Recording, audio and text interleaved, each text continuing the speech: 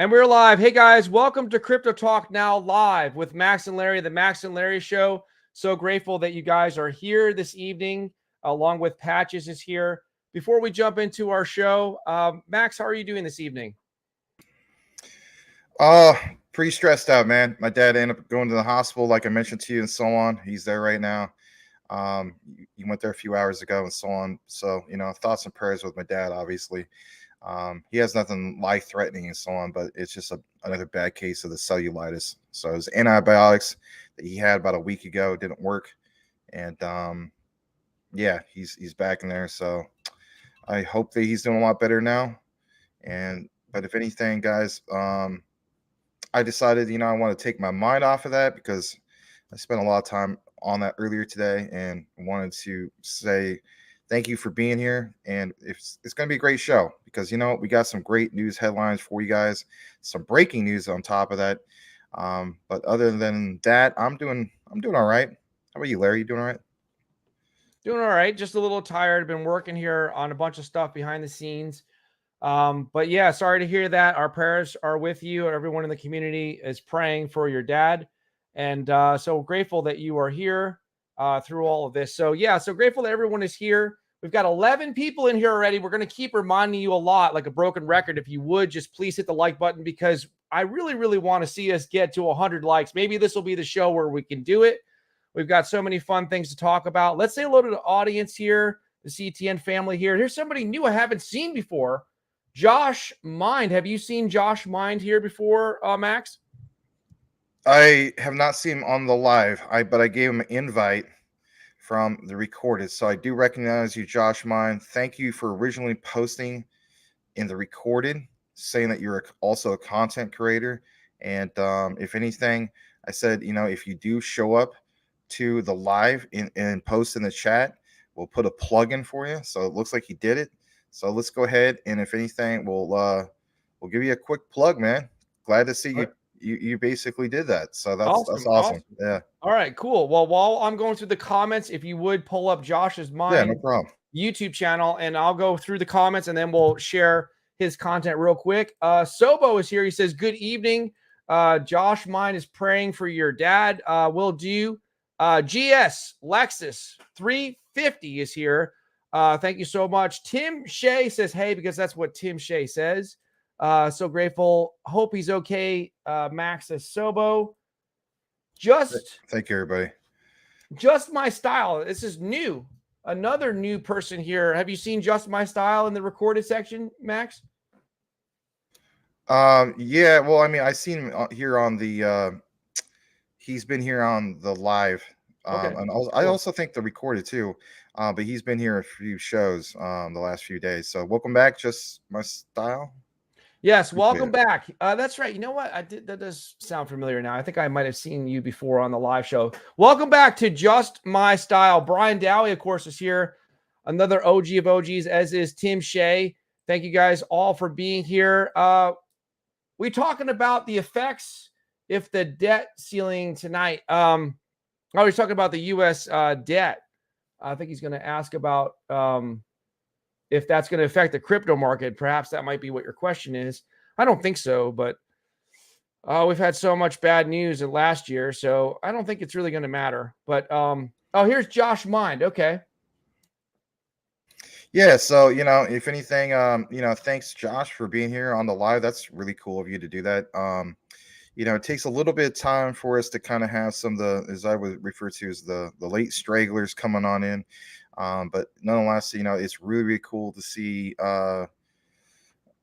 people like yourself, for instance, putting out content. So guys, let's check out, for instance, Josh's Mind. He does gaming, crypto and reviews. I should have originally done that. I guess you could say with my DPGmaximus, I should have done gaming/crypto, but it's okay. I have two separate channels, but he combines them in one, and that's good. So gaming, crypto, and reviews. Looks like a picture from Ready Player One right there. That's really cool. He covers a few particular projects and so on. So, for instance, 2 days ago, he came out with his top 3 altcoins to buy for 2023. He has, for instance, this whole thing with Gala Games. That is correct. I believe it was The Rock. Oh yeah, okay, I see right there in the background. Also, Mark Wahlberg are also helping promote that with Gala Games. He also is into obviously gaming, Apex Legends. I used to play that a little bit. It wasn't exactly my thing, but nonetheless, look at this. So here's some of the other ones he post about Galaxy Fight Club, I guess you could say. But yeah, guys, check them out. And if anything, maybe give them a sub. It's nice to see other people who are trying to grind away and produce content and so on. So shout out to Josh's Mind. Appreciate you having here. Yeah, thanks for being here. And shout out to River Runner. He says, hey guys, thanks for being here. We're going to run through the rest of the audience, CTN family members, as we go through and see if there's anybody here. Tim Shea, your crypto commissioner, Crypto Talk commissioner, has put a link to Josh Mine's channel if you guys want to check him out and subscribe. There it is on the screen. Ryan is here. OG, Max, and Larry, how are you? Doing good. Let's see who else is here. Thank you. I appreciate you guys. I'll keep tuning in. You guys can keep tuning in every single night, 9 p.m. Eastern Standard Time. We are here live with a live show. All right, everybody check out Josh and give him a sub. All right, Just My Style.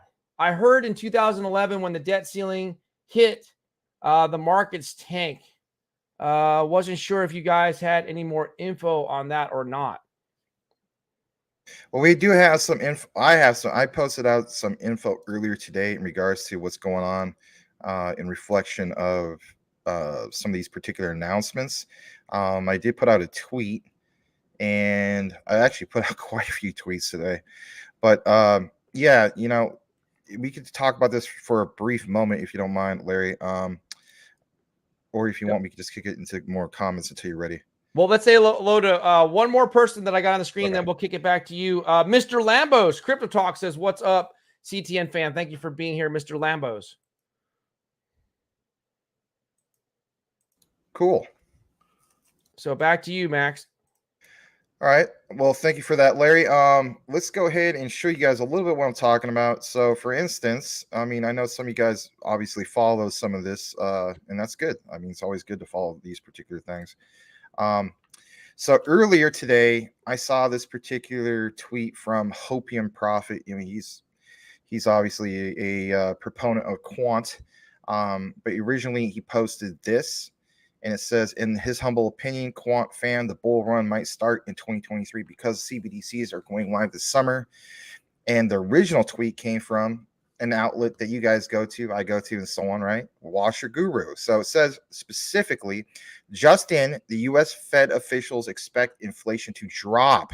Yeah, to drop 3.5% in 2023. That is a really, really good thing because, I mean, that's not too shabby, right? So in reflection. Well, just to clarify that, they're saying, let me just go back to that tweet. I saw that one too. So they're saying that the inflation level is going to be at 3.5% in 2023. That's what they expect it to be. To drop 3.5%, yeah. But not a yeah. Okay. To drop to 3.5%. Yeah. So that'll be the inflationary rate will be 3.5% in 2023. Okay, that's what they're expecting. So if anything, I put this thing out, because Hopium Prophet was like, in his humble opinion, quant fan, the bull run might start in 2023, right? Now, other people have been stating this for a while. Who has been in the minority stating this for a while now? Yeah, you know me. I'm not exactly. I am a humble person, but Larry says I need to brag more. Apparently, I don't know. So I posted this. I said I was in the minority, and I have literally outlined this time and time again. Here's the first time I did it, right?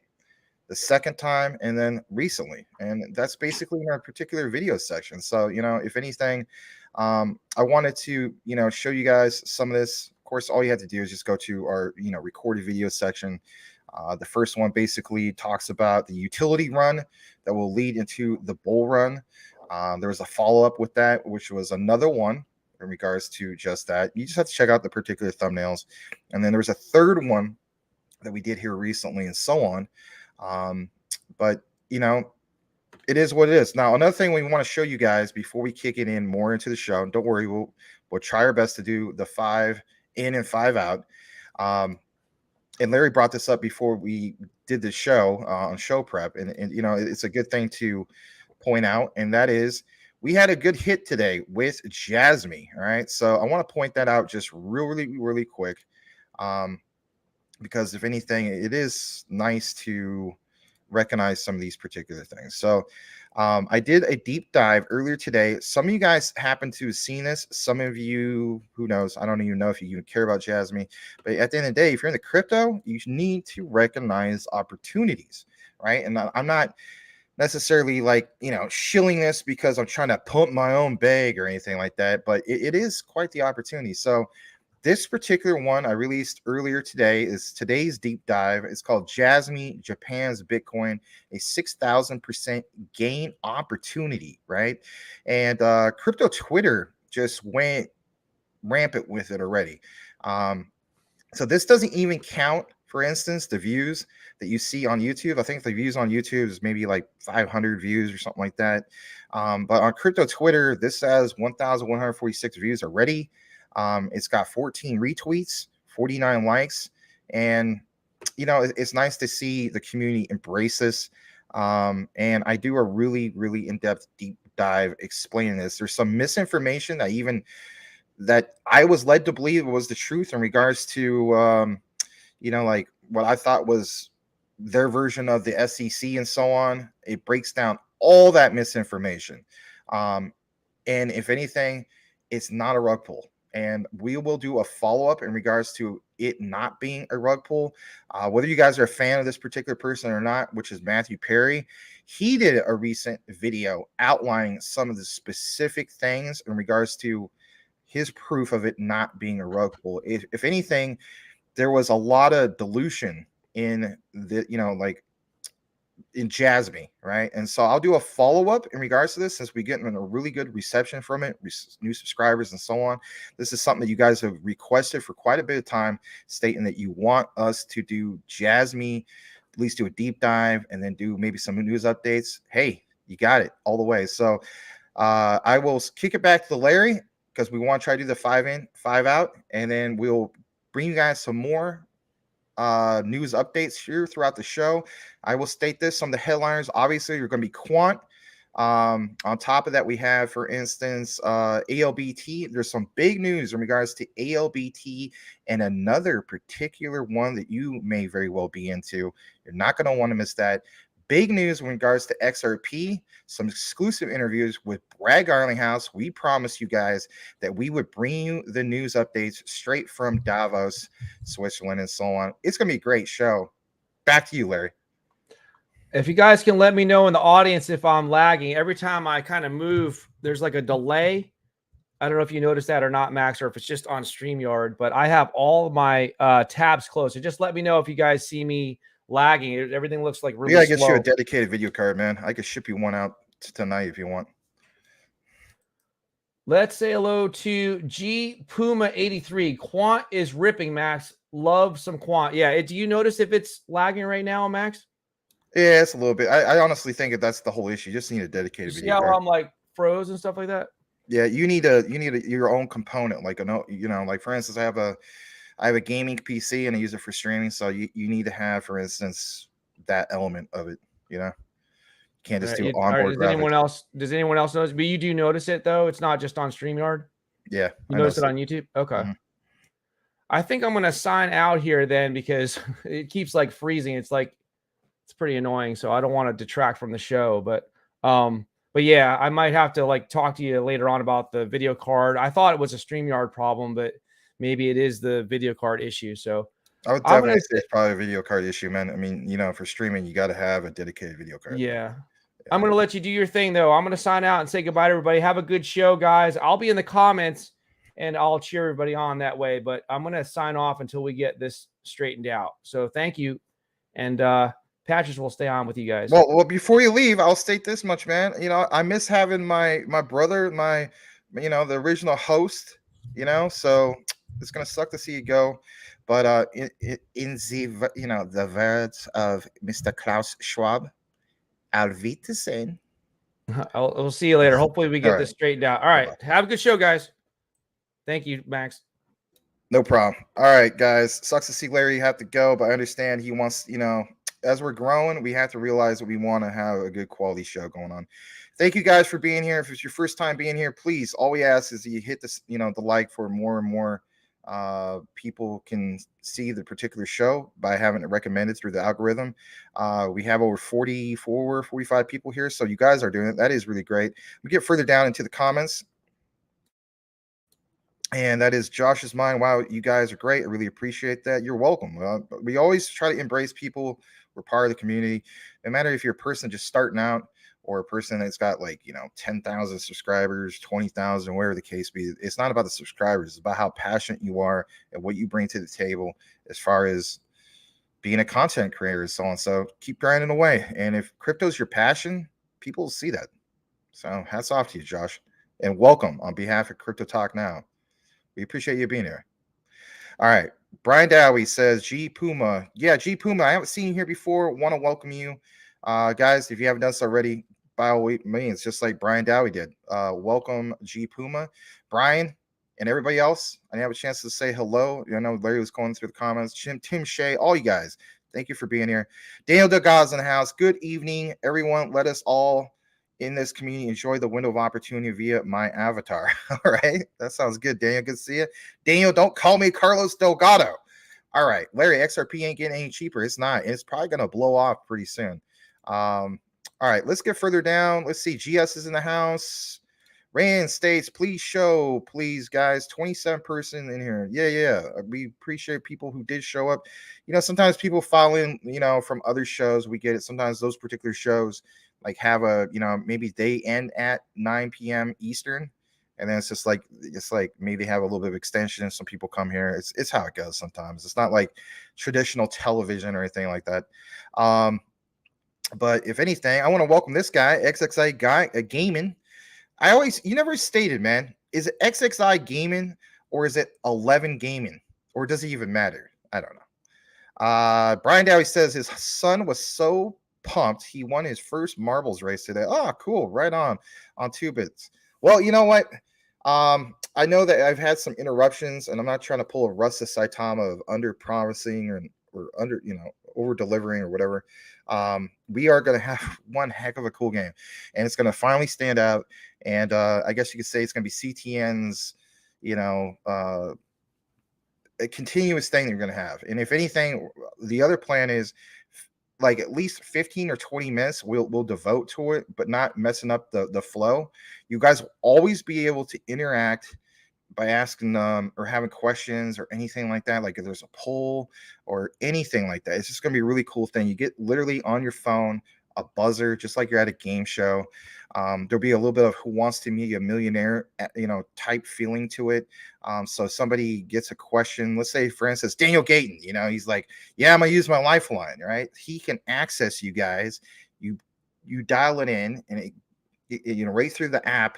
It literally will give the score. It's you're going to like it. I guarantee you. I want to have it refined. I want to be really stand out, have the quality there. And so I don't want it to be just some lame thing. You know what I mean?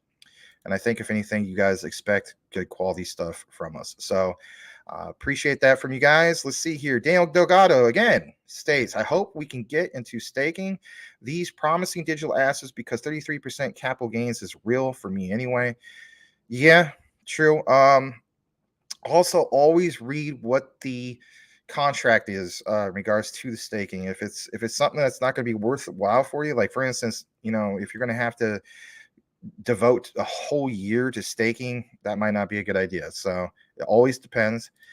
Crypto McDizzle for Shizzle Manizzle for show. Between the bear market, a release of circulating supply. Now it's blast time. Yes, agreed. This is the accumulation phase, and I pointed that out in regards to the last bull run video I did. If you look at that particular chart, it makes sense. We are in the accumulation state. All right, Sobo, if I passed you, I'm sorry. I want to welcome you, fellow educator. Always good to see you here, both on the live and recorded. Brian states that 2bit did a good job. My son says he's part of YouTube now. That's cool. That I know that you guys really appreciate 2bit's content. Shout out to him. He's doing pretty well. ALBT, let's go. Larry, did you buy the dip? You know the answer to that, but it's okay. All right, let's go further down. What I literally just said the same thing. So anyway, you know what, some guys, sometimes real life kind of gets in the way. All right, G Puma 83, later Larry, stay cool. Again, welcome G Puma 83. I'll state this much: G Puma 83, consider changing your avatar to something that speaks more about who you are and what you're about. I realize we're about 21 minutes into the show. We did have some interruptions and so on. So if anything, I'm not gonna be able to get to every single comment. Liechtenstein sweatshirt on Amazon. LOL, yeah. April Cornwall, I want to welcome you. Salamander's in the house. Fern J75, LCX and Pumpkin, thank you very much. If I skipped anybody, it's not on purpose. Want to welcome Heat Score 77. I think I've seen you here before. Want to welcome you back. And LA, good to see you again too, sir. Let's go ahead and kick it back into the particular show. If anything, please hit that like. Let's see if we can take up to about 50. And then from there, maybe 60 and something. That'd be really cool. All right, so here we go. And if anything, I did talk about a little bit about the whole thing with Jasmine. Let's kick it into this. It's a big announcement because if anything, some of you guys may know about this, some of you don't. But yeah, let's get into that. Here we go.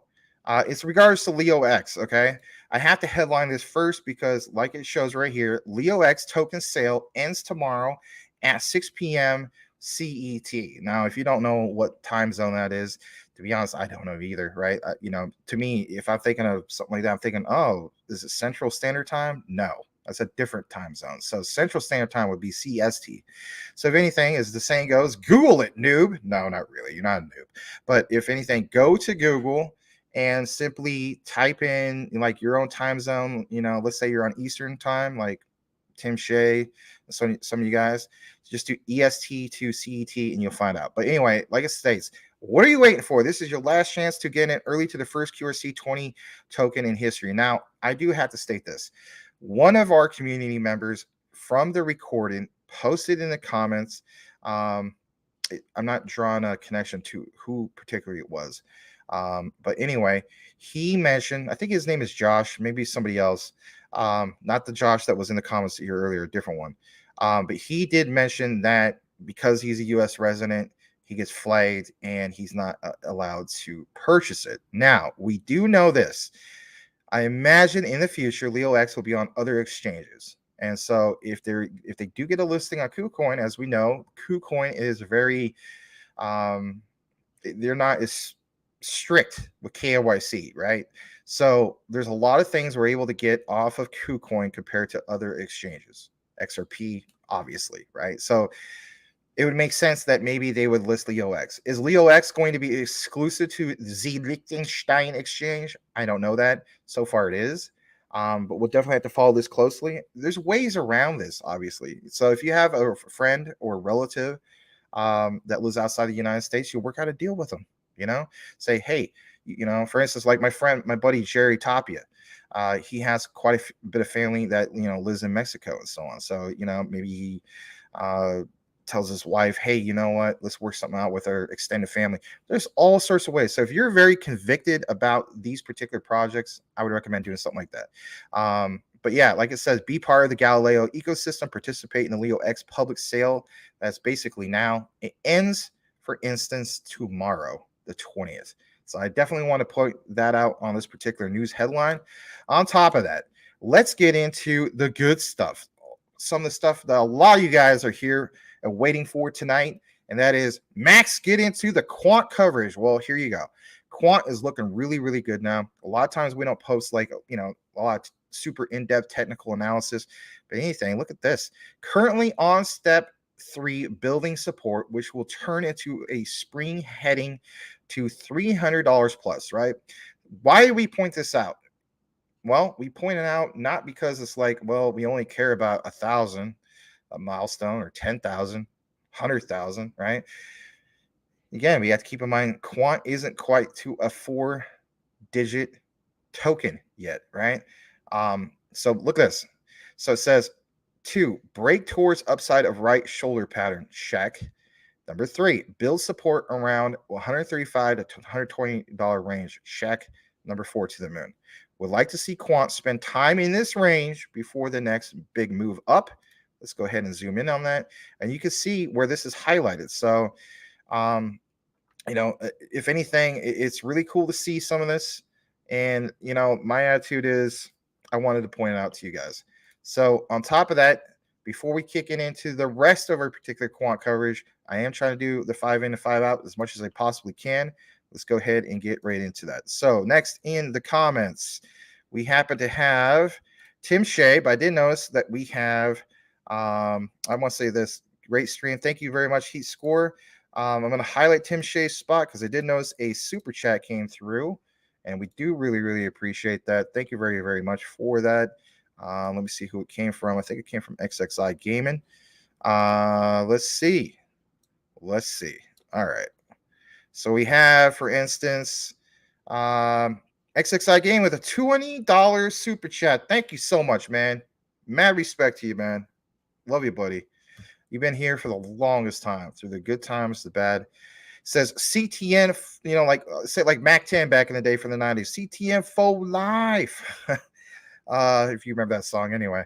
CTN for life. Thank you, Max and Larry, for all the diamonds or gems you bring along the crypto space. Love crypto. Talk now to the moon. 10K incoming. Thanks, man. I really appreciate you, man. Like, I can't thank you enough. Knowing that, I mean, you do a lot of little things that, like, that this is what gets me all excited when it comes to community. Because, I mean, like, you go to Daniel Gayton's show early in the morning. He pointed this out. Shout out to Daniel Gayton. And, he's another guy just grinding away and so on. So, Josh, if you're still there in the comments and so on, just keep doing what you're doing. But, yeah, XXI, man. Can't thank you enough. Clarify for me once and for all. Is it XXI Gaming or is it 11 Gaming or does it even matter? Guys, I saw that you hit the like and I do appreciate it. I just saw we ticked up to 61. Can we get to 70? Can we get to 80? That'd be really, really cool. But thank you for being here this Friday. What am I talking about? It feels like it's Friday. Thursday night. I apologize. I haven't had much. I had an hour and a half of sleep today because of all the stress from my dad going to the hospital again, unfortunately. So it feels like Friday for me. It's Thursday for everybody else. Anyway, thanks again, XXI. Really appreciate it, buddy, as always. You're always tweeting stuff out and so on. All right. I'm going to get back into where we're at. You guys are welcome. Heat Score, thank you for doing that. Always like when you guys welcome back people. LCX is up 12%. I think it might even be up more than that. We'll get to that in just a bit. Actually, it's a lot more than that. That's a delay, but thank you for that, Larry. Sorry that you weren't able to be on the show, Larry. I know that's frustrating. Dastardly 73, UK, Great Britain in the house. Thank you for being here. Let's welcome Dastardly 73. I would say change your avatar, but you already have a custom avatar, so that's awesome. Good to see you. Thank you for joining us here. We'd like to give you that warm Crypto Talk Now Network welcome. Guys, anybody that's new, please give them the welcome. Constant Crypto Solo. Larry put out a quick intro. It's not a review, a quick intro in regards to Solo. It's in the recorded section. Check it out. We've been putting out tons of videos. And if anything, I mean, maybe we're putting out too much. Like maybe some people are like, man, I can't keep up with this. And as a result, some of your views are, representative of that. But you know what? How about this? Sometimes you got to go bold or go home. So if we can stand out as being a network that's putting out more than the average compared to other channels. I mean, it's not that we're competing with them and so on. We do have a lot of love and respect for a lot of the other channels. Like heck, we mentioned 2-Bit earlier and so on. But if anything, we have to do things that are, to go big or go home, as the saying goes. But yeah, XXI, thanks again for the $20 super chat. On top of that, Solo, yep, from Constant Crypto, thank you again. And also want to welcome you. I haven't seen you here before. Let's have James Anderson, who's in the house. He says, Larry, you ain't getting any younger, and XRP isn't going to be at this price. Wherever you better hurry and get in if you want the big bucks. That is true. James Anderson, I haven't seen you here before. Maybe I have, but I just either way want to go ahead and welcome you. I'll state this much. If you change your avatar to something that speaks more about who you are and what you're about, I'm able to quickly identify that because there's a picture. But it's up to you. You don't have to do it, but I want to welcome you. And on top of that, we got XXI Gaming in the house. All right, let's go further down. He scores like an XRP and HBAR. Yes, absolutely. And we do have some HBAR news for you guys to do tonight. And let's see here. B. Ricky, formerly known as Blue Whale Ricky, is in the house. He said hello to all. Good to see you. Nice custom avatar you got from Le Grand Commission. Oui, oui, wherever he's at. Because that's a marble NFT, and I know he or a marble avatar, I should say. So I know he provides that to 2-Bit. What about XLM? Yeah, I know. Trust me. You may be thinking, Max always tags XLM, but Max don't have no news for XLM. Go, guess what? I have some news for XLM. Make sure you stay around for that. Now I have to admit, it's only one little segment for XLM, but it's a nice juicy one. All right, Mr. Shagan's in the house. Good morning from Scotland. Thank you for being here. All right, let me go further down. Let me see here. Yeah, this is true. That's why I'm telling him to run with it, because he might be absolutely right with that. And if he's not right, then maybe he'll be mean with the whole March thing, late March or whatever. So I'll say this much. I think we got it right, closer to right than a lot of other ones out there. Anyway, let's see here. David Crosby died. What the hell? Yeah, what the hell? Oh, man. Yeah. What's his name of the guy that was connected to Eric Clapton, so the guitarist. He also passed away. It sucks. We need to leave our musicians alone, right? Anyway, David King is in the house. Medicaid has a pre-sale now. What are your thoughts on this particular crypto? I don't have one yet. I'd like to hear from the community in regards to that. All right, let me go ahead and highlight something here for you. There's clarifications. XXI means 21 in Roman numeral. Why did I say 10? Why did I say 11? I mean, yeah. So 21 gaming. My bad. I don't know, man. I know that. I know no Roman numerals. I don't know what I was thinking, but yeah. Just let us know what you prefer. All right. Quant will be king. Welcome, Jay Diz. Big Watch dude in the house. Thank you very much. You're very, very welcome. We got Salamander with a $2 super chat. Thank you so much, Salamander. Larry's still using AOL for his service provider. He actually has a good service pro. I really think it's a video card issue. He just needs to have a dedicated video card. So, anyway, thank you, Salamander. Appreciate it, man. LCX is blowing too.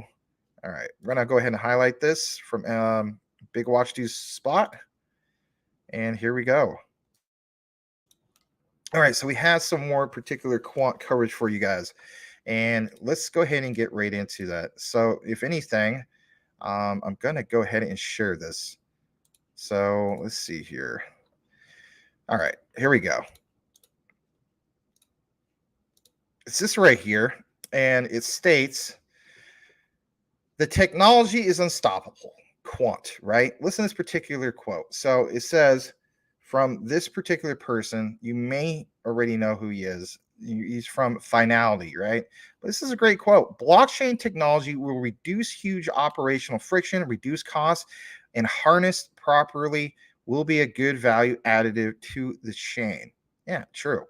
While Kelleher only joined, and excuse me if I'm not pronouncing it right, only joined the UBS board in 2022, the bank has one of the longest histories in blockchain technology.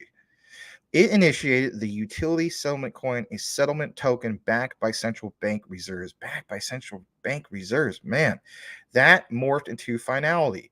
Now owned by, listen to this, 17 institutions and recognized as a systemically, I can't even pronounce that right now. Keep in mind, hour and a half of sleep today. Very stressful day.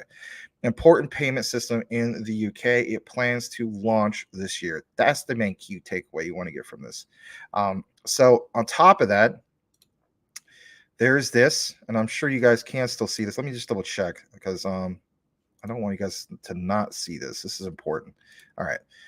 So it does show it. So it says, this comes from Gilbert Verdin. We speak to Finality a lot. They are a settlement technology. We can interoperate Finality with all blockchains, not just some blockchains, all blockchains. And if anything, maybe in the future, I'll take more of a deep dive to specifically why finality matters or matters to us as investors into quant. But how about this, for instance? Let me get more into this. And that is for those who will deny quant, right? Let me get right into that specifically. So there's this, and let me just double check to make sure you see it. Okay, you can. How much longer will you deny quant? Well, you guys aren't denying quant, but there's always that one person who just doesn't see the light, right? Let's just be honest about it. It says, how much longer will you deny quant? And if anything, it says, in the past, one central bank may have had to grant power to another to finalize transactions in its currency, or a new centralized intermediary would have had to be created. Today, however, we can envision, I should say, a better solution, one which works with the grain of the existing financial system, aka TradeFi, which is inherently decentralized already.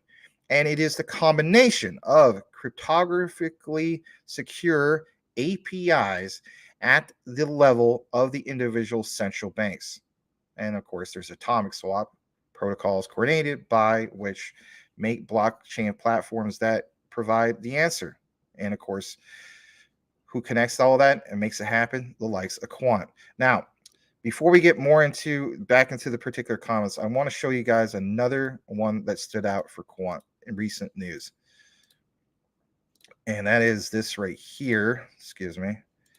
And this is our particular segue that we're going to get into. So actually on this particular one, I need to pause it because it's going to jump straight quick from Quant to XRP. And you're going to find out why that is so key, because if anything, this is really, really something to point out because it has to do with regulation. All right, let me kick it back into the comments here for a bit and welcome a few more people. Crypto McDizzle, aka Mike Cornwell, says, Larry, I have a Netscape CD with 1 free month of dial-up. Man, if you got any of those, I remember all those back in the day, and then the stupid banners at the top, and you had to click off of them. The days of dial-up. No, thank you. Never go back to that. Daniel Delgado, Quant has real-time auditing, another great option on the fight against fraud. All right. Tim Shea says, Max, thoughts? Thought Johan set Larry up, needs a video card. Here's the thing. He did get a brand new computer. But the problem is when you stream, you should stream with a hard line connection. Check. He's already got that. On top of that, it's like, well, he needs to have a better computer. Check. He's already got that. What about the internet? He pays like over 150. He pays way more than I do.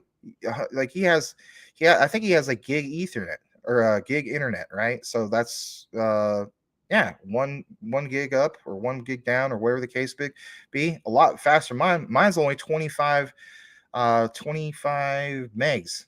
Yeah, I know. Because I actually, I downgraded because I wasn't gaming as much, and there's not as many people live here anymore. We used to be a family of 5. We're now a family of 2. And do you think my 88-year-old dad uses the internet? No. So in reality, I don't need all that extra bandwidth. So he has amazing internet. Now to us from the outside, it's like, you don't have amazing internet. He has crappy internet. When I went into his specs, it shows he has an onboard video card. And if you have multiple tabs up and you're running, for instance, a streaming software, you do need to have a dedicated video card, a dedicated 3D video card. And that, to me, I think is going to be the issue that we'll solve here once and for all. All right. Let me go further down. Let's see here. GS says, McDizzle, yep, need to get the dip. H-bar 2. I need to get H-bar 2. And I don't know, I might do it tonight, but I don't want to do it while it's pumping.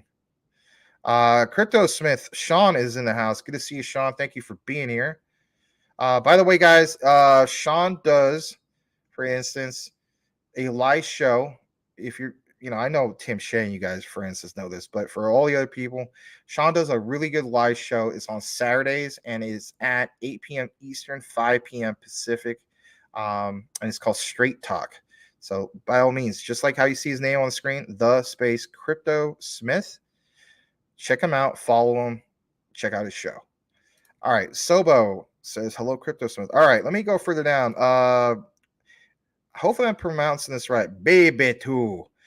Do I need to be a moderator to write on the chat? I only see only moderators. No, you could write. I mean, I just pulled it up. So, I mean, if anything, I'm able to see it.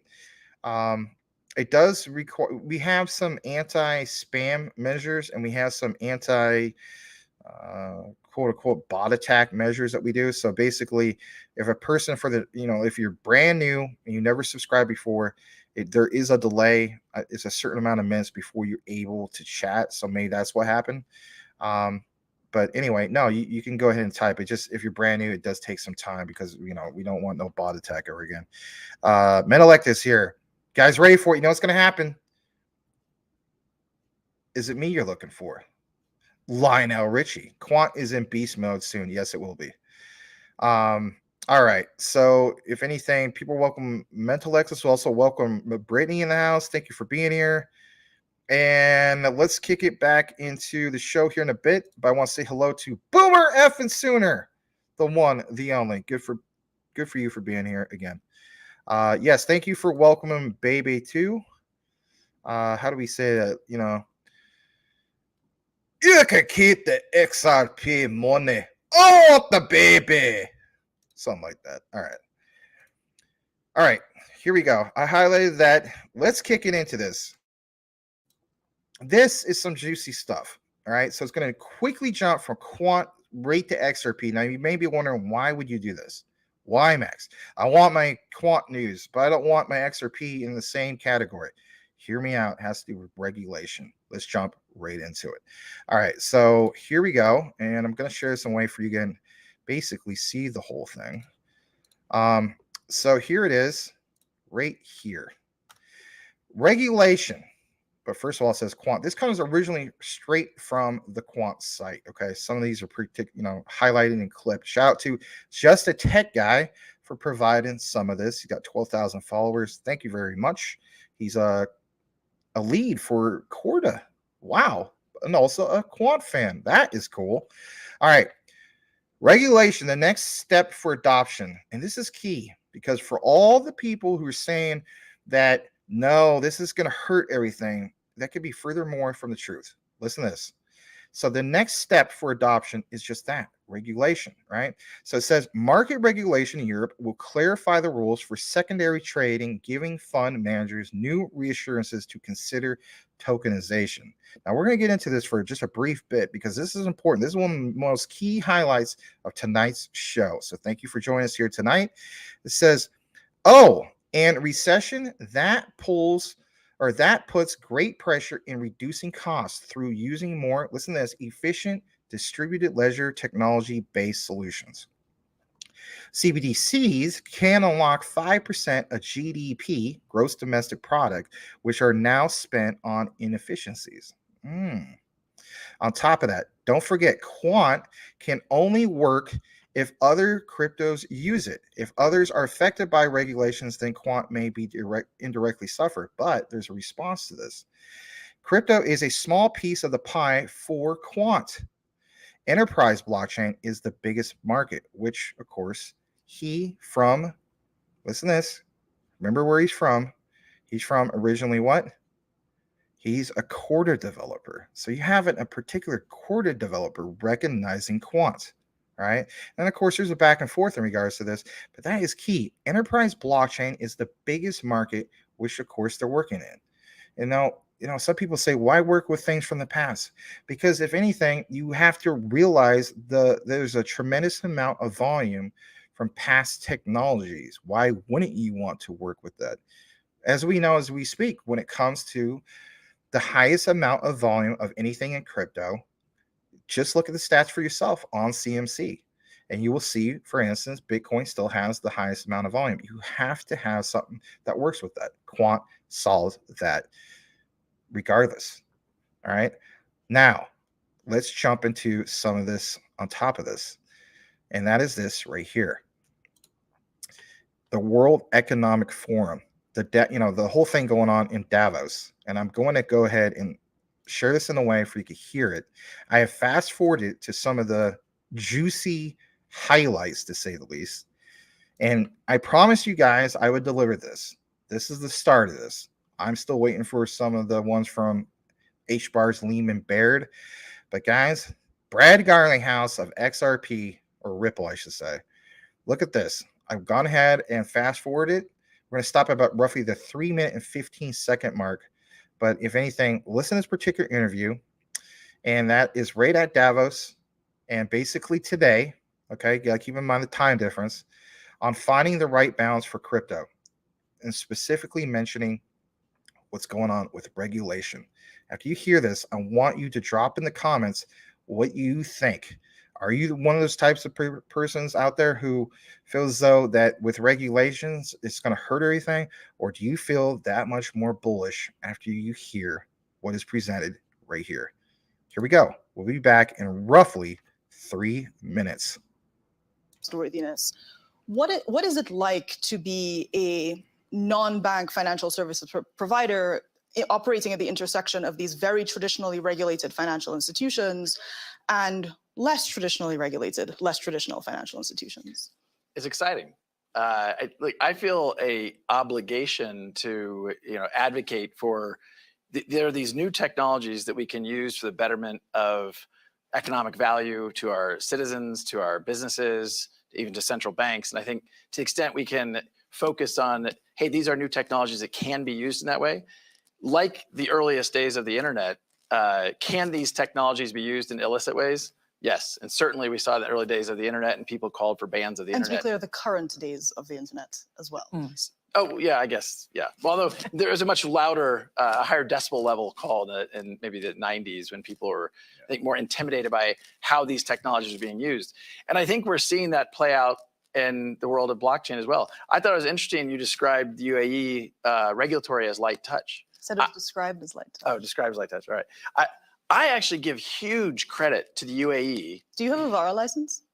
No, we do not. Although we might, I don't know the exact answer to that, but we do not currently. The point I would make, though, is... You do not. Thank you. The point I would make, though, is the UAE has done the work to codify what the regulations are. I think the challenge, and we discussed this before we got up here, I think the vast majority of players in the crypto space want to be good actors. But I think we have to be clear about what that means. And I think one of the challenges is, and I very much agreed with something the commissioner said, we talk about regulating crypto. I think we should, that's an abstract thing to say from my point of view. We need to regulate the activity. What is it that we're doing? So Ripple is in the business around cross-border payments. Our customers are banks. Our customers are regulated institutions. You can't have a non-KYC, know your customer transaction, et cetera. There are lots of regulations around payments, like know your customer, like AML, anti-money laundering, like OFAC compliance in the United States, et cetera, anti-terrorism finance. So I think when we say crypto is not regulated, I hear that and I think, I don't know what that means. Like Ripple's a very regulated company in lots of different jurisdictions, not yet in UAE perhaps. Although I don't know the exact status in UAE. The point, as much as anything, I think it's a misnomer to describe crypto as an unregulated business. In the US, you have in the SEC, someone at the chair saying it's the Wild West.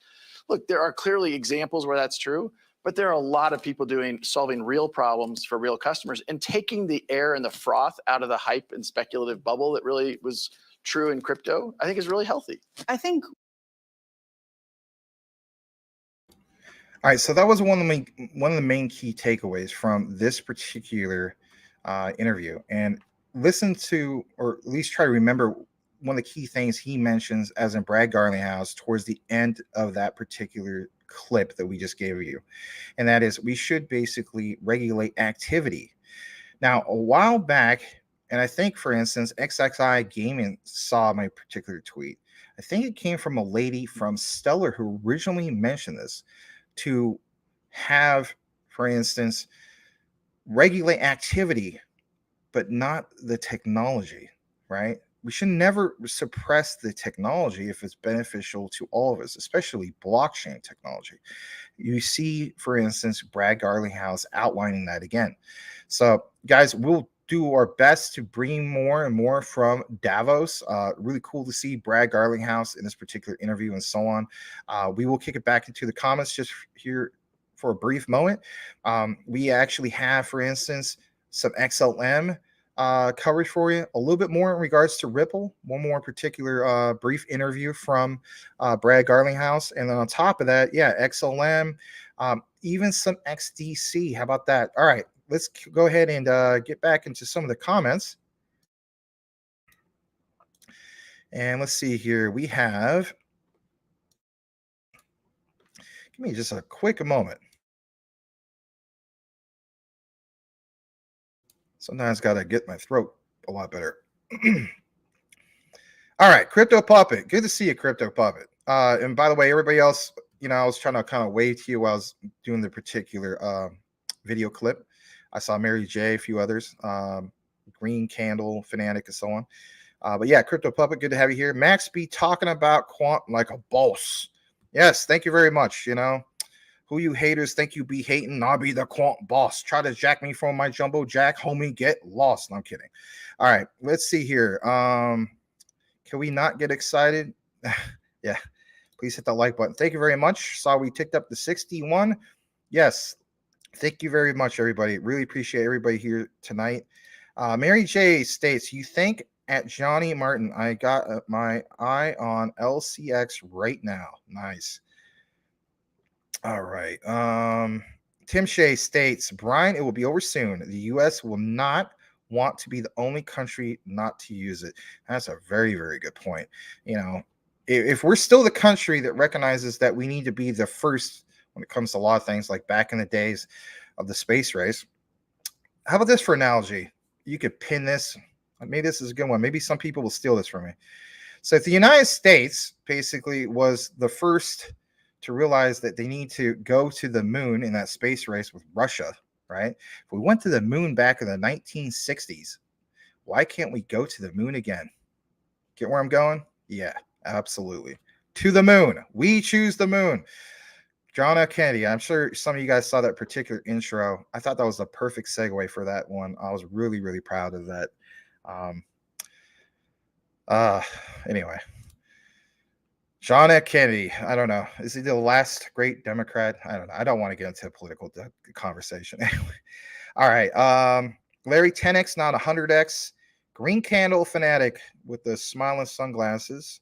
Mary J, hi. I actually got a notification for the show tonight. Cool. I'm glad to hear that. That is really good. Let me see here. Let me go further down. Let's see. 2.5 million MC to 237 million for a bone. No. Rich is gonna be releasing a XDC video soon. Cool. Very cool. All right. So if anything, let's go ahead and get it into this last particular segment from XRP. It's a little bit more from Brad Garlinghouse. And in this particular quick interview, we took a snippet from it just to get to the quick highlights. So this one says over half the transaction volume. Yeah, XRP. Listen to this. Over half the transaction volume now runs through XRP. And earlier today, for instance, in regards to volume, I saw that XRP ranked third on CMC for most volume if you don't count stablecoins. So, for instance, obviously Tether's number one. You had, for instance, Bitcoin at number 2, and number 3, if you don't count, for instance, BUSD, again, another stable coin, it was Ripple's XRP. Third in volume on CMC. It's tremendous. Now, we are obviously talking about how, for instance, over half the transaction volume now runs through XRP. But check this out. This is a somewhat recent interview from CNBC on this particular show called Tech Transformers, where you have this interview with Brad Garlinghouse of Ripple. It's a minute and 10, and then we'll come right back. About that is the SEC sued us around the question of is XRP a security at the end of 2020. And I'll admit the beginning of 2021 was a stressful, Q1 was a stressful quarter for sure, because you now have a lawsuit in the largest economy in the world, and you didn't know how your existing customers would react, let alone new customers. And what we have seen since then, it particularly non-US, well over 95% of the customers we've signed in the last 2 years are non-US. Our activity is growing more and more outside the United States, and it's because you have this confusion in the United States. So we're now processing billions of dollars of transactions every quarter, and well over half of our total transaction volume, because we do have a fiat and XRP enabled product called on-demand liquidity. Over half of all of our transactions go through XRP now. That has grown, and so again, we're continuing to sign more contracts, more customers, and then the contracts and customers we have grown, partly because we open more corridors, more currency pairs. And so there's kind of a nice series of building the positive virtuous cycle that helps grow the business. Positive virtuous cycle that helps grow the business. I mean, it's just like there'd be so many other different companies and organizations that would kill to do even 1% of what they're doing. And we haven't even fully utilized this yet, especially comes to Ripple's on-demand liquidity. All right, gonna go ahead and remove that for now. Get back in the comments for just a brief bit. We do happen to have some stellar Lumens news coming up next. I'm just gonna read a few more comments and then we'll kick it right into that. Let's see here. Can you bring up the bone chart for Larry? I could do that for a brief moment. I mean, he's at a computer as well. I mean, but anyway, all right. Pull it up because if anything, I mean, we do cover bone here. All right, so here it is. Bone Shiba swap, $1.45, 7.82% up. Yeah, it's the one that got away from me, but not completely. Anyway, so you guys want to know about the market cap. So we do have a confirmed market cap of 237,207,894. Now that's confirmed through CMC. Now maybe on different outlets like CoinGecko, it's different. I don't know, but this is just what it's reporting from CMC. You don't see, for instance, the caution sign there and so on. So they are confirmed on CMC. So again, don't shoot the messenger here. It's basically showing you what I see on CMC. Circulating supply, we have 163,826,234 bone. They do have a max supply of 230 million and a total supply of close to that. Shout out to all those, for instance, that caught this a while back. What was it, May 2022 for 32 cents, something like that. You guys are sitting pretty right now. All right, so let's go ahead and read it, just a couple more comments, and then if anything, Larry's reading something wrong. Well, now that he's part of the comments, you guys could have that little private back and forth conversation. We already read some of it. You want to see the market cap for June of 2022? Okay. Hold on a second. Tagged you in a Luna Classic post for the show short vid. Okay, I'll check that out in here in a bit. Thank you for the $2 super chat. Well, it is a super chat, so it is going to take the priority, and then I'll get back over to you, Tim.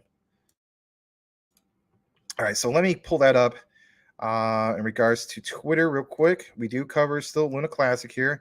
Larry did put out a recent video to all those people who were like, you guys don't cover Luna Classic anymore. Well, we still do. And there was a recent video that he put out. And it's specifically him in regards to that. All right. So let's see. All right. Oh, God. I have seen this before. That's funny. All right. We need a good laugh. This is cool stuff. Shout out to Crypto Mike. Thanks for the $1.99 super chat. Really appreciate it, brother. Going to get right into that here in a moment. Let me share this in a way for you to see it. States, this is Crypto Mike, aka Crypto McDizzle for shizzle, manizzle for show. I will remember from now on, Mike, that you are listed on here as at MICHEAL Cornwell instead of the way I was putting it in. I kept on typing in Mike Cornwell instead of Michael Cornwell. Where I was putting in Michael Space Cornwell and it would not come up. So now that I know that you were actually tagged as Crypto Space Mike, I'll start tagging you more often. So I wanted to tag you on the Jasmine video earlier today, but at least you saw it. So anyway, glad to have that cleared up. The story of Luna Classic from Luna Classic DAO. Wow. All right, this is under 2 minutes, and then we'll come right back.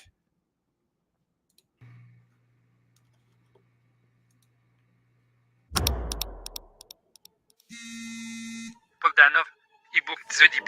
Continuité dump. Panic Sol. Temporary bottom, reversal. Not paying. Point pit and pay tabule flag. If routine. Put him to sleep. Load the Korea food. Is awake. Make him think it's the bottom. Drop off the volume. He was Dump it again. it tethered. Push it sideways. Is to agrosirch. Print 100 million Tether when he goes to sleep. 10 point pit. Is awake. Load a deep. E-book The Deep. Sideways until he sleeps, then crash with the exact same Korea fold. Get Vitalik on the lane. Point pattern for 2 was and then wake him up. Okay. Is awake. Load the flip on in trade. If dead wet. Crash it. He playing to kill himself. Activate quantum immortality. Now print 200 million Tether. He thinks we are going to We are, let him in. be seen. Pump it. He thinks he's about to make it.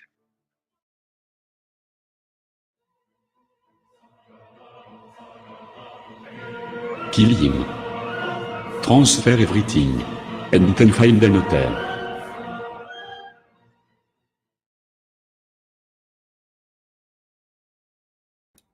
Wow, that was something else. Yes, I have seen that before. Mike, there's one in English, man. That's okay. Thank you for sharing that, Mike. Appreciate it, man. Nice to have some fun, right? Yes. All right. Max, could you look up Bones market cap for June 2022? Okay. Let me pull it back up.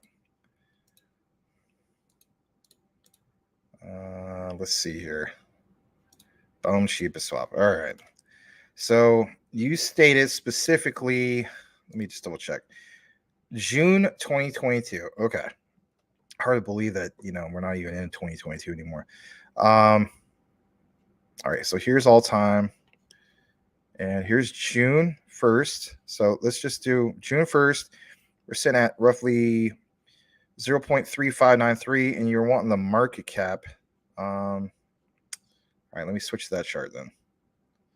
Sorry about that.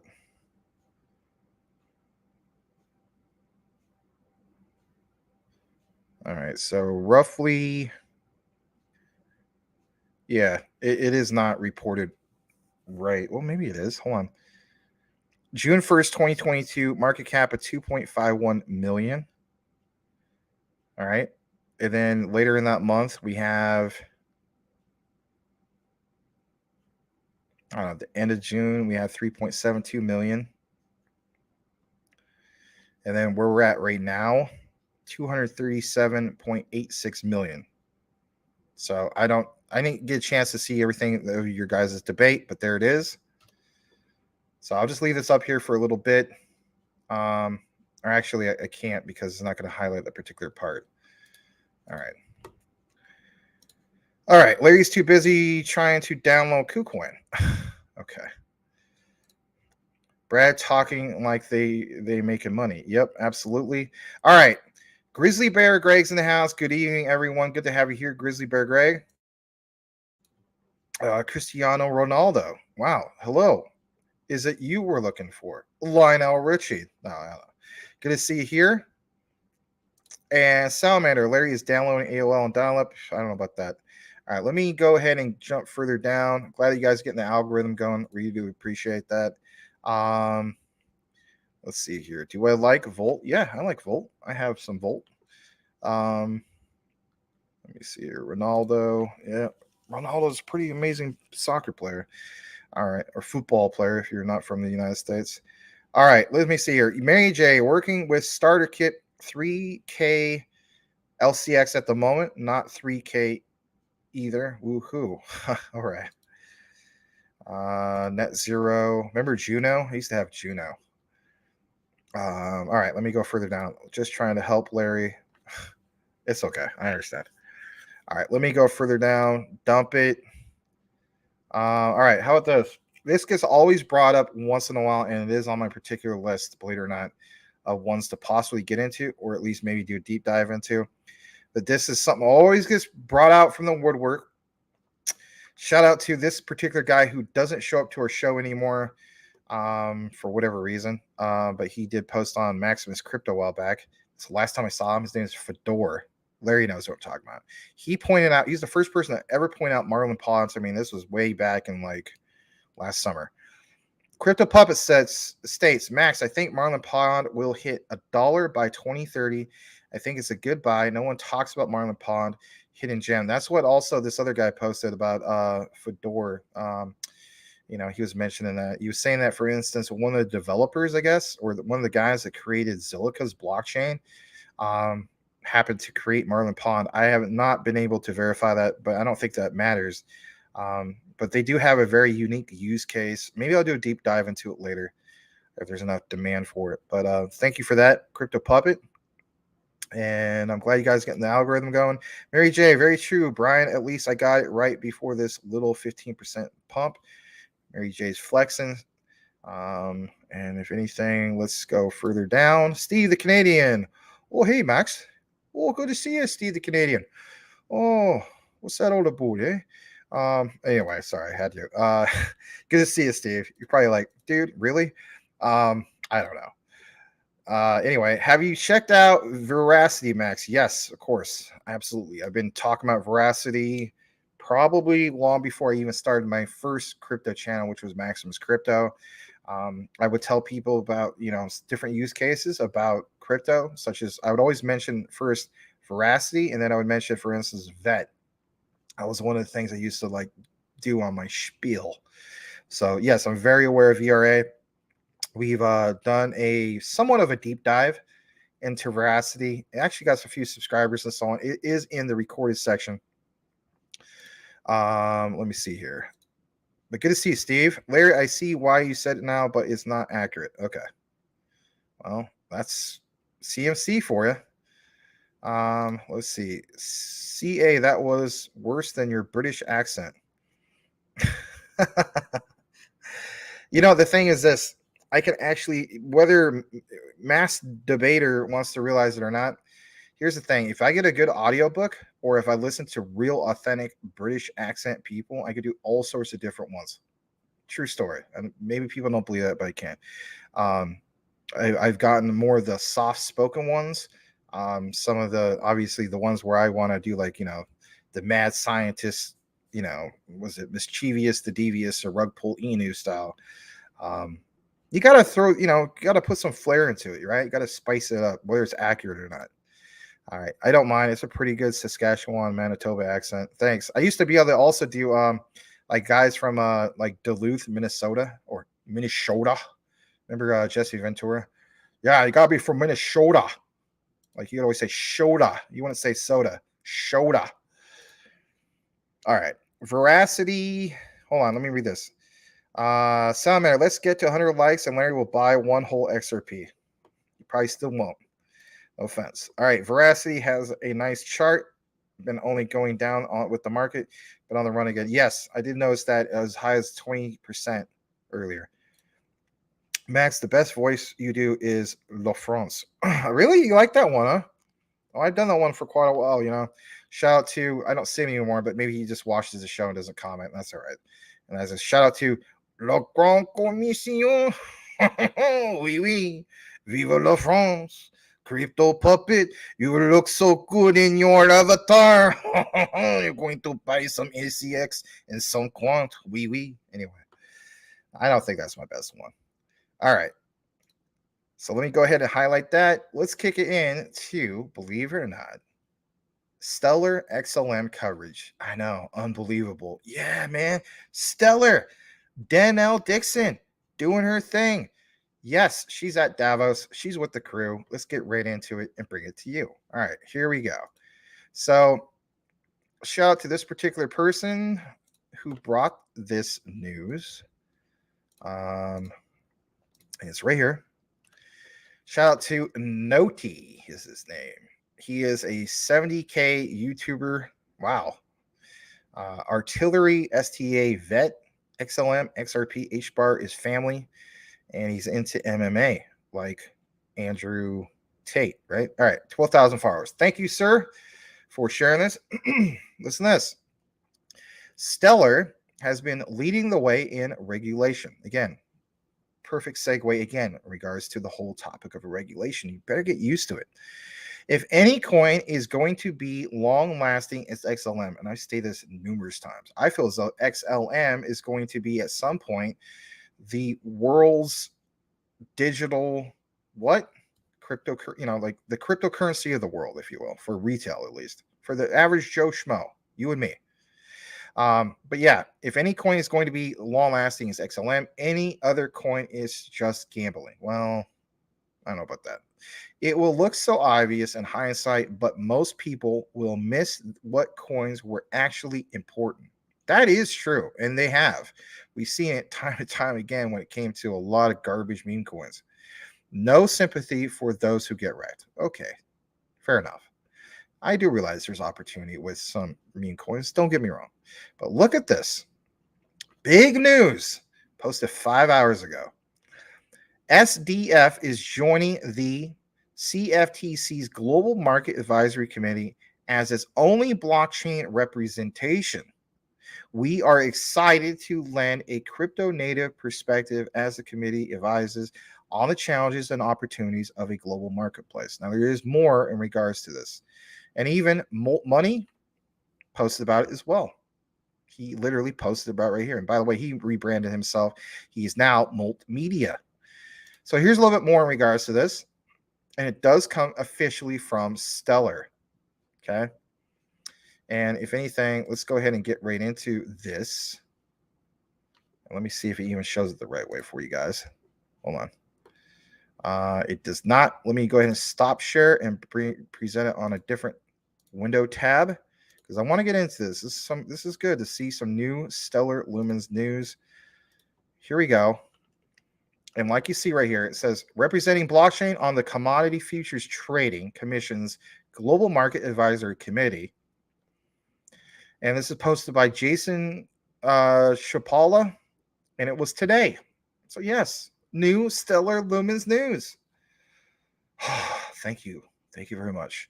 All right. With the recent relaunch of its Global Market Advisory Committee, the Commodity Futures Trading Commission, that's a mouthful, CFTC, is bringing its leadership and expertise to the discussion of appropriate regulation of digital asset markets. And you got to keep in mind, at Davos, they're literally pitching this as we speak, and they got to. Why? This builds the whole case of, is this manipulation? Was this all planned? Think about it, right? Am I on the side of giving into some of this conspiracy? Not really. But look at this. I'm going to jump further down, and that is this right here. It says the Stellar Development Foundation will be one of the 4 focused organizations and the only one representing a blockchain to join representatives from traditional finance players such as JP Morgan, Goldman Sachs, and even BlackRock. Wow. That right there, without even reading the rest of this, I'm very, very bullish on XLM. And I've stated that numerous times. That's why XLM is, well, for multiple reasons, why it's my number 3 for everything, right? For my particular portfolio, not financial advice. So it says, with Commissioner Pham at the helm, GMAC will guide the commission on issues that affect the integrity and competitiveness of U.S. markets and U.S. firms engaged in global business. Our inclusion in the committee marks another important moment for blockchain. It further acknowledges that the future of U.S. markets and our industry are connected. Thank God that somebody's finally realizing this, because they definitely are. It also underscores the CFTC's commitment to building a diverse consortium representing more than just traditional finance players. Again, thank you for somebody pointing this out. Thank you, Stellar. Second, it presents an opportunity for our industry to continue in participation in conversations that will inform future regulatory structures and clarity. This is a term that's going to get brought up time and time again. Regulatory compliance, and especially when it comes to clarity. Clear rules of the road and smart policy can help unleash our sector, and we must be in the room with policymakers and regulators to help achieve that. Now, you see this all going on at Davos as we speak. And I've outlined before how I feel as though it just makes sense that, for instance, you will finally get, probably around in March, let's face it, when it comes to having policymakers do what? Create law. Bill gets introduced. Bills aren't laws. It's the bills that become law is what matters. That stage where it goes from bill to law, right? So with that said, look out, for instance, with March is having that regulatory compliance, that clarity, and so on. And what is the magic thing that's happening at the end of March? Brian Dowie in the bleachers is literally yelling it out. I know he is. And that is basically ISO 222, March 20th, right? So with that said, is it all perfect timing? Well, it seems like it very well could be. Now, I'm not going to read all this, and maybe if later I'll do a particular deep dive into it and so on. But here's the thing. I do want to mention this real quick before we kick back in the comments. What is the main thing besides regulatory clarity that we're looking for here? Well, we need to understand what they hope to accomplish. They, us, depending on if you hold XLM, right? So it states, for instance, with remittances being one of the brightest spots in crypto today, one of the most critical applications is stablecoins. And this is something that's always going to be brought up, especially when it comes to Stellar, because if anything, if you understand how MoneyGram works, stablecoins is that connection on making that work. All right. So it says, as part of the committee, SDF will highlight the role of stablecoins in the digital assets markets and real world use cases, including leveraging stablecoins in the delivery of humanitarian aid through Stellar Aid Assist.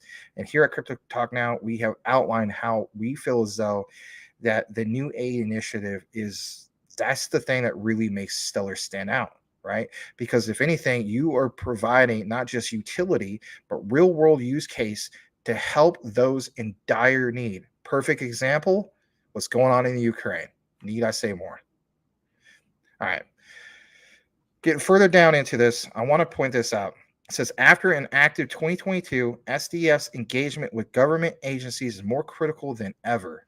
Again, Ukraine, right? And other particular governments. Our inclusion in the CFTC's GMAC is yet another opportunity to push the industry forward, mainstream adoption. So before, you heard the narrative when it comes to the likes of Ripple, and now you're hearing, for instance, the narrative when it especially comes from Stellar. And that was, before with Ripple, it was, our focus was never retail. But if you think about it, Stellar is the answer to retail, the average Joe Schmo, you and me, and so on. And for them to officially mention mainstream adoption during a whole period that dates all the way back, I would say, to at least early 2021, maybe late 2020, where they have never went on a rampant marketing campaign when it comes to mainstream adoption. For them to say officially now from their particular Stellar site, the push for industry towards mainstream adoption is bullish as all, pardon my language, hell. It says, I look forward to the work ahead of us under Commissioner Pham's leadership and the chance to represent blockchain technology and our industry. We will get more into this later. Look out for a particular deep dive or update in the recorded section. Let's go ahead and get it back into the comments. And thank you so much to everybody who is connected here tonight. I thought that was great to see this particular Stellar update. All right, let's get into the comments once again. So we have, for instance, you guys getting the algorithm going. Appreciate that. No Gala talk tonight. Well, I mean, I don't have any particular updates in regards to Gala. I know that Gala, Some of you want to tell me the right way to pronounce it. I know that Larry posted an update and recorded. That's pretty much the only updates we have at the moment. If you guys want more of us to talk about Gala more often, we definitely could. I have nothing against it. I was thinking about adding that one to my portfolio. Did very, very well last bull market and so on. Brian Dowie states, my favorite is when you do the Larry impersonation. Really? You like that one, huh? Well, I guess I could do a quick one for you guys. All right. So I can't see me, but you guys can see me. But am I lagging here? Because if we can get 70 or 100 likes, I'm going to put my fist through this wall. All right. And then, the rock girl will come over. No, I'm kidding. All right. I am DPP, discipline, prioritize, and purpose. Do you think there will be a universal wallet for the utility cryptocurrencies? At some point, yes, I do think so. And that in itself, whoever is able to accomplish that, then, man, I mean, if you want to talk about, we talk about being bullish on something, that would definitely stand out. All right. Yes, you like the Larry impersonation. Really? All right. That's cool. You're all in on XLM and XRP. Awesome, Mary J. Kronos would be keen when regulations come. Yeah, that's why I'm looking to pick up some more of that. I already have quite a bit of it. Let me see. XLM could be a stable coin in itself. Yes. And here's another thing. I'm glad you mentioned that, Brian. People need to understand, and a lot of you guys may have already understood it, and that is, don't look at stable coins from this particular tunnel vision perspective of it has to be a 1-1 peg. That is not the case. There's other forms of stable coins. And if anything, shout out to, who is it? Rich Common Sense Crypto. He points that out basically. And so in his recording, he mentions that. Watermelon Crypto Sugar High. Good evening, CTN family. Good to see you, Crypto High. I'm doing pretty good. I'm just, man, hour and a half sleep. My dad ended up going to the hospital earlier today, and it just kind of messed up my whole rhythm. But I'll be all right. I have a very comfortable recliner, and sometimes, like after I'm done with the show and so on, maybe I'll eat like a little bite to eat. I'll go watch a show, and for some reason, maybe the show put me to sleep, and then I'll wake up like I'm dead. You've been so dead tired that you literally just died. You know what I mean? And then you wake up later and you're like, oh my gosh. Anyway, that's probably what's going to happen to me later tonight, and that's okay. But anyway, good to see you. I'm doing good. Hopefully you're doing good. All right. Only Papa Max tonight. Where is Uncle Larry?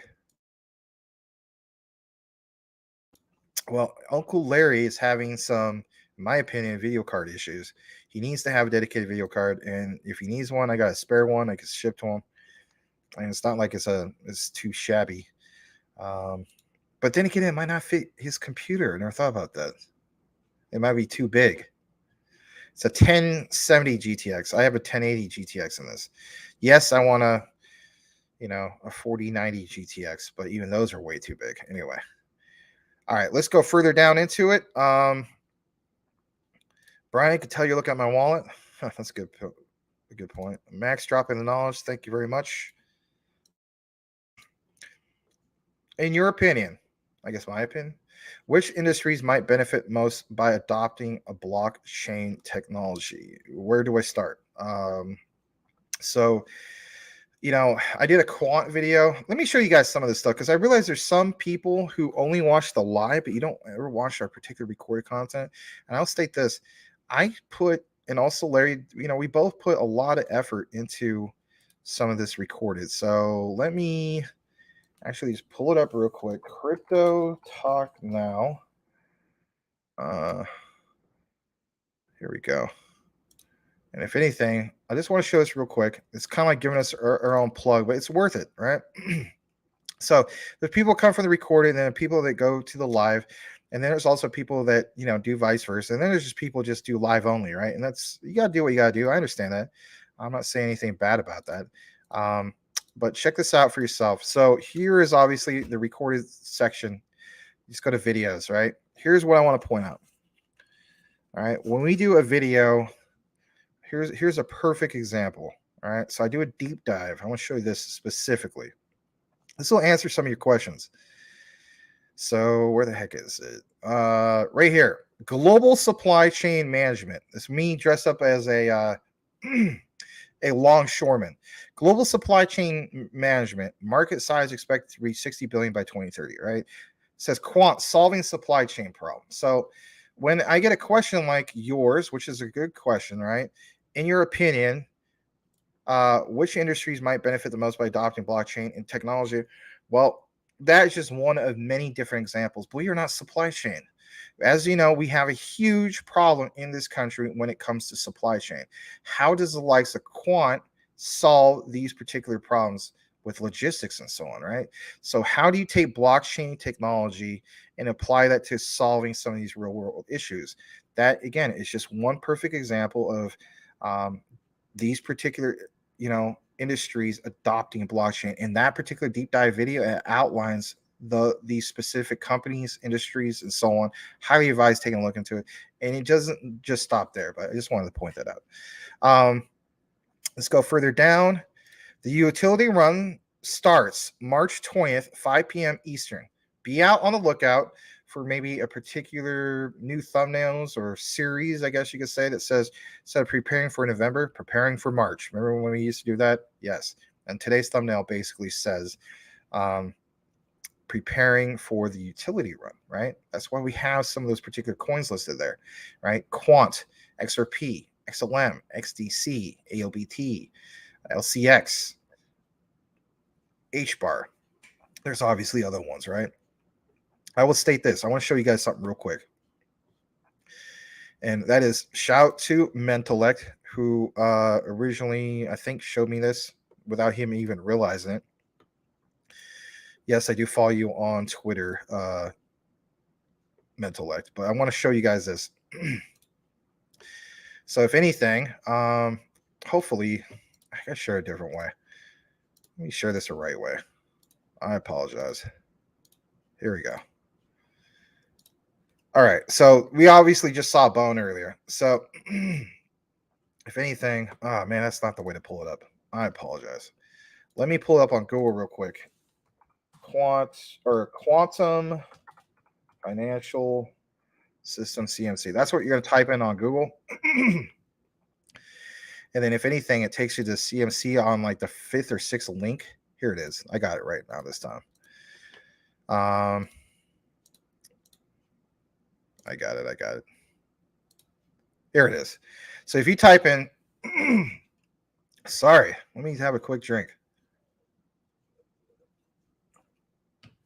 If you type in QFS or just Quantum Financial System on Google, like the 6th link is the CMC one. In reality, this is the real, I should say cheat sheet 2.0. In reality, this is cheat sheet 3.0. This is the main list that we should all be paying attention to, in my opinion. It's not just ISOs and so on. It's mainly ISOs, right? So you have XRP, Polygon, Stellar, Quant, obviously Algorand. Knows how they're all of those except for Polygon or ISOs, right? You have IOTA, Casper, XDC. See how the consistency here? EWT. I know a lot of you guys are into that. There's LCX, Sologenic, right? I'm not looking to get into ETN. I think they kind of have their time, if you will. I know that Investor Place recommended a while ago for me to get into that, and now they no longer recommend it. But anyway, there's some of the ones here like Flare. I'm gonna do a deep dive into Flare and so on. But again, in Quorum, right? So like all of these, to the exception of a few of these new ones like Flare and so on, like are consistently part of the cheat sheet 2.0 and so on. So you might as well call this cheat sheet 3.0. Even Constellation DAG, we still need to do a deep dive in regards to that. So all of these particular ones, we should definitely have our eye on these, in my opinion. It's not financial advice. You got to do what you got to do, right? And obviously, there's metaverse ones that are great. There's AI out there that's great. There's all sorts of opportunities. But for me personally, these are the core ones that stand out as far as just that opportunity, right? Yeah, I'm sorting this by price right now. But anyway, I wanted to point out that particular list. I'm going to kick it back into the comments. But yes, that's what we're talking about. The utility run, and in our humble opinion, is going to start, like Brian Downey mentioned, 5 p.m. Eastern on March 20th. Now, in reality, Brian, we should be stating a specific time UTC, because they always release everything UTC. All right. Great stream. Thank you very much. All right, let's get further down. I hope one of you is right. Thank you very much. Well, if anything, we're a lot more closer than most people. I'm big on XLM. All right, let's see. Brian Downey states ISO should start in March, and I'd lawsuit. And hold on, and the lawsuit ends close to it, could spark something. True. Imagine if all happened. Imagine we had regulatory clarity, right? The lawsuit ending for Ripple, and then on top of that, ISO 222 mandate. So is that the crypto trifecta I've been talking about for the longest time? You guys know me. I always mention that. No, crypto trifecta is supply, demand, and what's trending. That's crypto trifecta. That would be the start of the utility run that would go into the bull run. Let's face it. But that's a crypto trifecta in itself. All right. Really, Brian? I'll buy everything on March 20th. Yeah. I don't know. That would be like FOMOing. So you technically want to do it like before then, maybe around now, or wait for some of these particular prices pull back a little bit. All right. Crypto McDizzle for Shizzle Manizzle for show. 22,000 cryptos, but no rug pull Enu tonight. Lol. Yeah, that's a good point. Rock lady. You should. Here's the thing, we try to keep it family friendly, but for all you guys who keep saying that Larry, the rock lady, could be furthermore from the truth. You should have done that one on mute, Max. Jeez. No, he's fine. Not gala. Not like the apple, the gala. Good point. Thanks for the clarification. All right. 1 ounce of silver equals 1 stable coin. Cool. 100 kilowatts of energy equals 1 energy web token. Maybe. Huh. Ancient Rome, according to Mike Cornwell, even tokenized prostitution coins. The exchange coin for booty. Wow. That's crazy. Well, there is adult rated cryptos out there. All right. You need to get some rest, Max, and wish nothing but the best for you and your dad and a speedy recovery. Well, thanks, man. I hate anybody hates to see their loved one, whether it's their wife, kids, dad, mom, whoever, right? Pet, suffer. And he was like, literally, you could tell he was in really bad shape. And I was just, the nurse, I was just like, you know what? I was just like, I'm not going to go take him to the emergency and he has to wait even longer. I'm like, I'm just going to call 911. And she's like, I think that's a good idea. So that's what happened. So, hopefully he's all good. And I'll definitely check. I'm not going to even check in with him. I don't want it. He has not slept for a while. So I'm not going to even call and say, hey, Dad, none of that. He needs his rest. There's always tomorrow. Owen Graham. Welcome back. Is working to streamline and make supply chains more efficient with Oracle Cloud infrastructures customers market through the use of Overledger. That's a good point. Thank you for sharing that. Thanks for being here. Not financial advice. Yep. Jason Rouse. Hedera is doing more transactions every 24 hours than Cardano has done in its entire history. That is very, very true. That was quoted recently, and that is a great statement in itself. I will state this. We showed on yesterday's show, don't overlook Cardano. At least I'm still not. I still hold a lot of it, and yes, I overpaid for it, but I'm still going to hold on to that for especially at the end of this year. That whole thing with Vumio with the NFTs, I think if anything, that could be a standout thing that helps get more of upside potential or transactions flowing in for Cardano. I'm looking at it from a utility standpoint, especially with what Mark Cuban mentioned with how Ethereum's activity basically happened. Mainly 2021 going to 2022. All right. Larry Rock Lady and that casting couch. Jeez. That did not happen. All right. Hedera is doing 50,000 or 50x the transactions of Ethereum. Yeah, I mean, here's the thing, and all this stuff is on sale. That's what, I will agree with Richard Common Sense Crypto. Why would, and this is going to happen. It don't matter if it's Hedera. It doesn't matter what it is. It's something about once a particular asset goes to like $10 or $100 or $1,000, then all of a sudden all this FOMO coming in. So you're going to tell me you're finally going to get into the likes of HBAR or some of these other ones that we talk about when it's $10 or $100, $1,000. But in reality, that's part of the FOMO. And if anything, for us who hold some of these, that's where we get excited. That's where the life-changing money basically comes from. But yeah, 50 times the transactions of ETH. That is really, really cool. All right. Oracle has partnered with FedEx and JP Morgan and through, I'm sorry, I'm reading here I have hour and a half of sleep. Not good. Ugh. Brian Dowdy, Jason HBAR is going to be good. Yes. And then this one. Oracle has partnered with FedEx and JP Morgan, and through the Oracle Cloud infrastructure, they're going to revolutionize supply chains. And Quant is doing their interoperability for this. And that is a very good point. We have outlined numerous times how significant the Oracle partnership is. Yes, they have lots of partnerships, but that Oracle one is one of the, let's face it, it's one of the standout ones. I'm glad that you pointed that out, Owen. Thanks for being here tonight. April Cornwell, prayers for your dad. Hope he gets feeling better soon. Well, thank you. Especially coming from you, April.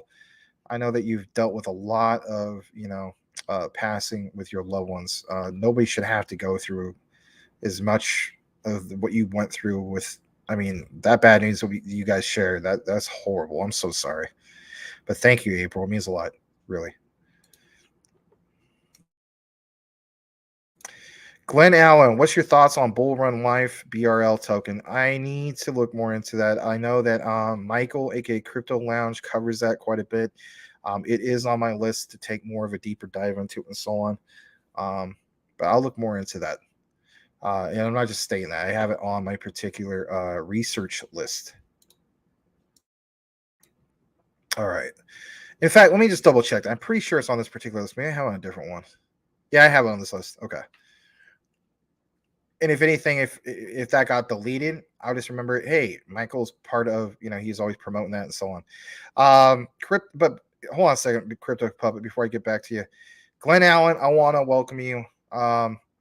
Maybe I saw you here before, but whatever the case be, now that I recognize your avatar, again, I just want to welcome you guys. If you've never seen Glenn Allen, let's give Glenn Allen that warm welcome. Any questions or comments you have, feel free to drop it, whether it's about Bull Run Life, BRL, or anything. I'm just glad to have you here. Anybody that's new, we always like to give you guys a welcome. Crypto Puppet, Max, what do you think about converting crypto into precious metals? Have you ever done that? No, never done that. I don't know. I don't know if I take a deep dive on that or not. That sounds interesting though. Max, I know that here's the thing. I think XDC, right? They had that whole thing with gold bullion, if I'm not mistaken. Maybe that is that what you're talking about a little bit? I know there's a lot more cryptos that probably offer that, but yeah, I don't know. I don't think I would ever picture myself really doing that. As far as understanding the utility and how it's a positive catalyst, yeah, I recognize it. But as far as actually doing that, I don't know. Max, what about them reopening FTX? Bullish. Yeah, distressed assets. Thank you very much, Tim Shea. Again, guys, always here's the thing. Could we all agree on this going forward? Let's just take a moment to reflect on what Tim stated. All right, I'm gonna highlight that.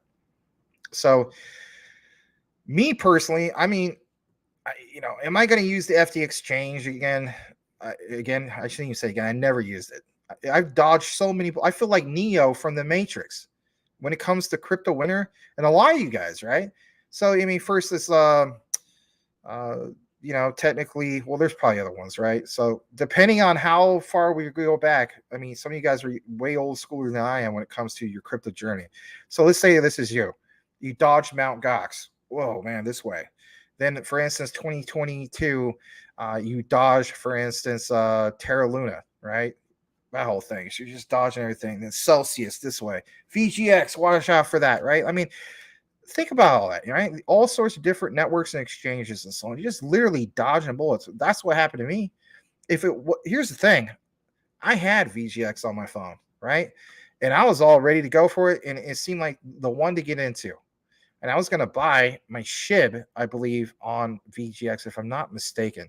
And what happened was there was a waiting list. And because of that waiting list, think about this. Man, I would have got destroyed. I would have got so destroyed. Like something fierce, right?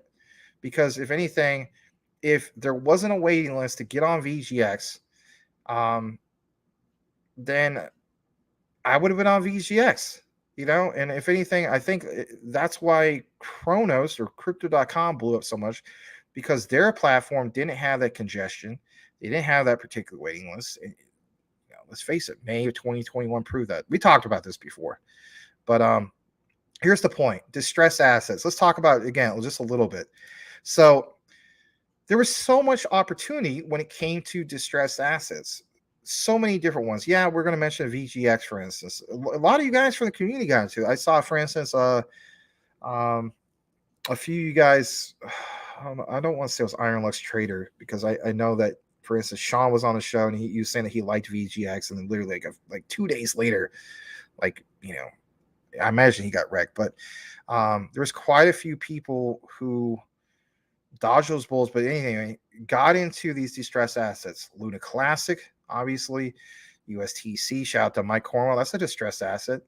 But even though, for instance, we USTC and went up to like 7 cents or something, Mike Cornwell, if I'm not mistaken, and I don't want to keep quoting Mike, my friend Mike and so on about everything, but I do have a good recollection of my memory and so on. If I'm not mistaken, Mike, drop in the comments, didn't you come into USTC at well under a penny? So let's say he got in at well under a penny, or let's just say even if it was just a penny, that right there was like a 7x. That's not too bad. During a time of crypto winter, that's really, really good. Even I myself, how about this? You guys are always ragging on Larry. Larry came into VGX cheaper than I did. Yeah, he didn't take his profits, but maybe he's trying to hold it long term. So I think he came in at like 35, 37 cents. I came in at roughly 39, 40 cents. But I flipped that and basically made like $1,800. I swapped it for Luna Classic. Some people maybe be like, you should have swapped it for, Quant Max. What the heck? Well, I get it. But at that time, Luna Classic was the big thing. But the point is this: always understanding the opportunity of distressed assets. I think that's the main key takeaway. It's not financial advice, but there's something to be said about when a particular distressed asset tanks something fierce. All those people saying, oh, this is going to go to zero, this is going to be worth nothing. I stated this since day one of being on our show with Larry, and that is 0.00 is the real zero, but 0.000001 is still worth something, and there's opportunity in that if you recognize the opportunity. All right, let's go further down. Glenn Allen, thanks. It'll be waiting here for your thoughts. Well, thanks, Glenn. All right. Yeah, thanks for welcoming him. What's going on, guys? I'm in and out of the live, but I have been here for over a year now. Well, wow. Huh. Well, our live show has only been on since, I believe, April. So close to a year. I give you a sign. Back then it was just Larry. I joined up with Larry late April. All right, let me go further down. Brian, you don't watch Hilton, do you? Yeah, a lot of people used to watch. I threw $300 at 0.008. See, so you did more than a 7x. Now this is where I'm usually good with or decent with math. That would be more than 7x. This is all I'm saying. So USTC, yep. Still holding over 35,000 USTC just in case. That's awesome. Yeah, because I mean, if it did repeg to $1, then that's $35,000. And then if it went to 50 cents, then that's 17 and a half. If I'm not mistaken. It's getting fuzzy right now, guys. I'm sorry. All right. No, Tim. All right, Josh's mind. I'm sure you guys have talked about this before, but do you guys like crypto games too? Some of them, and if anything, Josh, I don't know if you're into, for instance, Clayton blockchain. Look specifically into that. If you're not, there's some games that are built upon that particular blockchain. Back on October 13th, I recommended this particular one to the community. Yeah, I gotta say it, not financial advice, but that pumped from 13 cents all the way up to 28 cents. So whoever took advantage of those particular ones, like swing trading, they did pretty well. But yeah, there's also Gala. There's a few other ones, right? Axie Infinity. All right, Crypto Puppet. Tim, what was crypto you told me about? All right, let me go ahead and highlight that spot. Let's kick it back into more of a particular coverage. We do have, for instance, the next particular segment. Listen to this. This is really cool. XDC. What exactly is going on with XDC? Well, let's go ahead and bring it right to you guys here in a brief moment. There was an update, and here it is. And if anything, I want to go ahead and just show you the whole thing. So this comes straight from the XDC dev site, xdc.dev. And look at this, XDC Network on-chain voting decentralized app. They want some feedback in regards to this, but look at this. They are looking for your feedback to deliver the best product. And that is great because we saw a few months ago, they launched the XDC community. And that's been really going well because if anything, now XDC is getting a lot more, is trending a lot more, right? Heck, there's this mechanism in which every single time I, launch a live stream or Larry, or we talk about a particular XDC video, they will go ahead and retweet it. How cool is that? So they want more of our feedback. It says XDC network community, John, who is at Waterblue, and Phil recently released the beta MVP for XDC Network on-chain voting decentralized app, and also hosted a live demo to walk through the features. They hope that they can, all of us can, especially the ones that hold XDC like myself, Salamander, and so on, that we can take a few minutes to test and provide feedback. This platform is intended for the community, and we want to hear your thoughts. But here's the main thing I want to show you guys, and that is this right here. I'm going to take you right to it. And here's a particular brief preview of the demo. I'm not going to play the whole thing because, we'll be here all night. It's 27 minutes. But if anything, I'm going to show you guys just a little bit in regards to this. So give me just a moment. I think it's here. Here we go.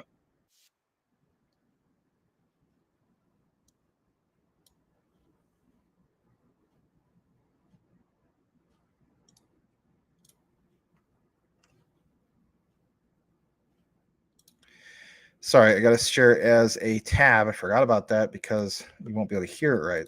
All right, hold on a second. Let me just share it as a tab just real quick. I'll just show you the quick gist of this. All right, here we go. Here we go. All right, well, thank you, everybody who joined. Appreciate you taking time to come see this demo. All right, let me fast forward just a little bit right here. All right, here we go. Or if you want to introduce yourself, Phil. Sorry, I didn't do you justice. Hello, everyone. My name is Phil. I work with my own company called MetaMath. We have been working with XDC for a while now. I think we've been working together for 3 months, and we are doing a lot of great stuff together with the good folks from XDC. And we hope we continue creating these dApps and the work that we did before with the tutorials. Let me talk about the voting dApp itself. When John approached me and asked, just start streaming my face. When John asked about if it was possible to create something for the XDC community to vote on the proposals that we were doing before on the XDC dev forum, we came up with this idea of creating a dApp where people would be able to not only create the proposals, but it would be possible to set up a voting tool that they could pay, and then the XDC community could use to fund new stuff in the future. So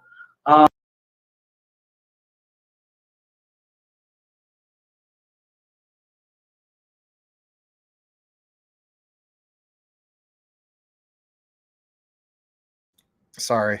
The reason why I decided to pause it right there, and of course not play the whole thing, because for one, it's 27 minutes. But on top of that, the reason why I pause it right here is because it, how should I state this? It reminds me of Luna Classic, bottom line, from this particular perspective. So you're going to be able to vote on particular proposals and so on. And if anything, look at this, similar to Luna Classic, they have, for instance, I need to blow this up a little bit. I can't, but all right, I'll read it to you. So for instance, you have these tolls. So you have this particular decentralized app. There's a total amount of XDC in toll that would be paid towards it, right? But you may be wondering, well, why do I care about this? I mean, is a positive catalyst? Yes, it is, because so much of that will be in turn with that poll that's used, or toll, I should say. So much XDC will be burned, right? So it creates a burning mechanism, and that's cool. I'm totally cool with that. So again, it kind of has that connection to what they're trying to accomplish. Let's face it, with Luna Classic, but it kind of brings not all of it, but that kind of feel, if you will. So if you're already used to some of this from Luna Classic, then if anything, you're already familiar with it in regards to XDC. I think this voting DApp could really, really take off. I like the idea. I'm totally cool, and most of us are when it comes to burns, right? Because if anything, that creates more of that. We want more scarcity with anything. It doesn't matter if it's XDC, Shiba Inu, Luna Classic, or whatnot. So I wanted to point that out, and it is new XDC news. We'll follow this a little bit more closely and so on, see how it goes. Again, this is something that is in beta. It's going to take time and so on, but this is good. This is real good because you want to see this burn.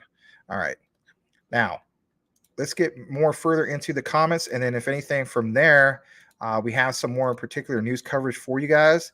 Let me go further down. Let me see where we're at. Mike Cornwell states, like, it may cost one gala to spawn, and whoever kills you gets that gala. Higher kill death ratio equates to play to earn gaming. Very good point. We do have some Alliance block news for you guys. We'll get into that in a bit. Let me see further down. Calvin states, question for you guys, which hardware wallet do you trust most? I'm looking at the Nano X. Thoughts?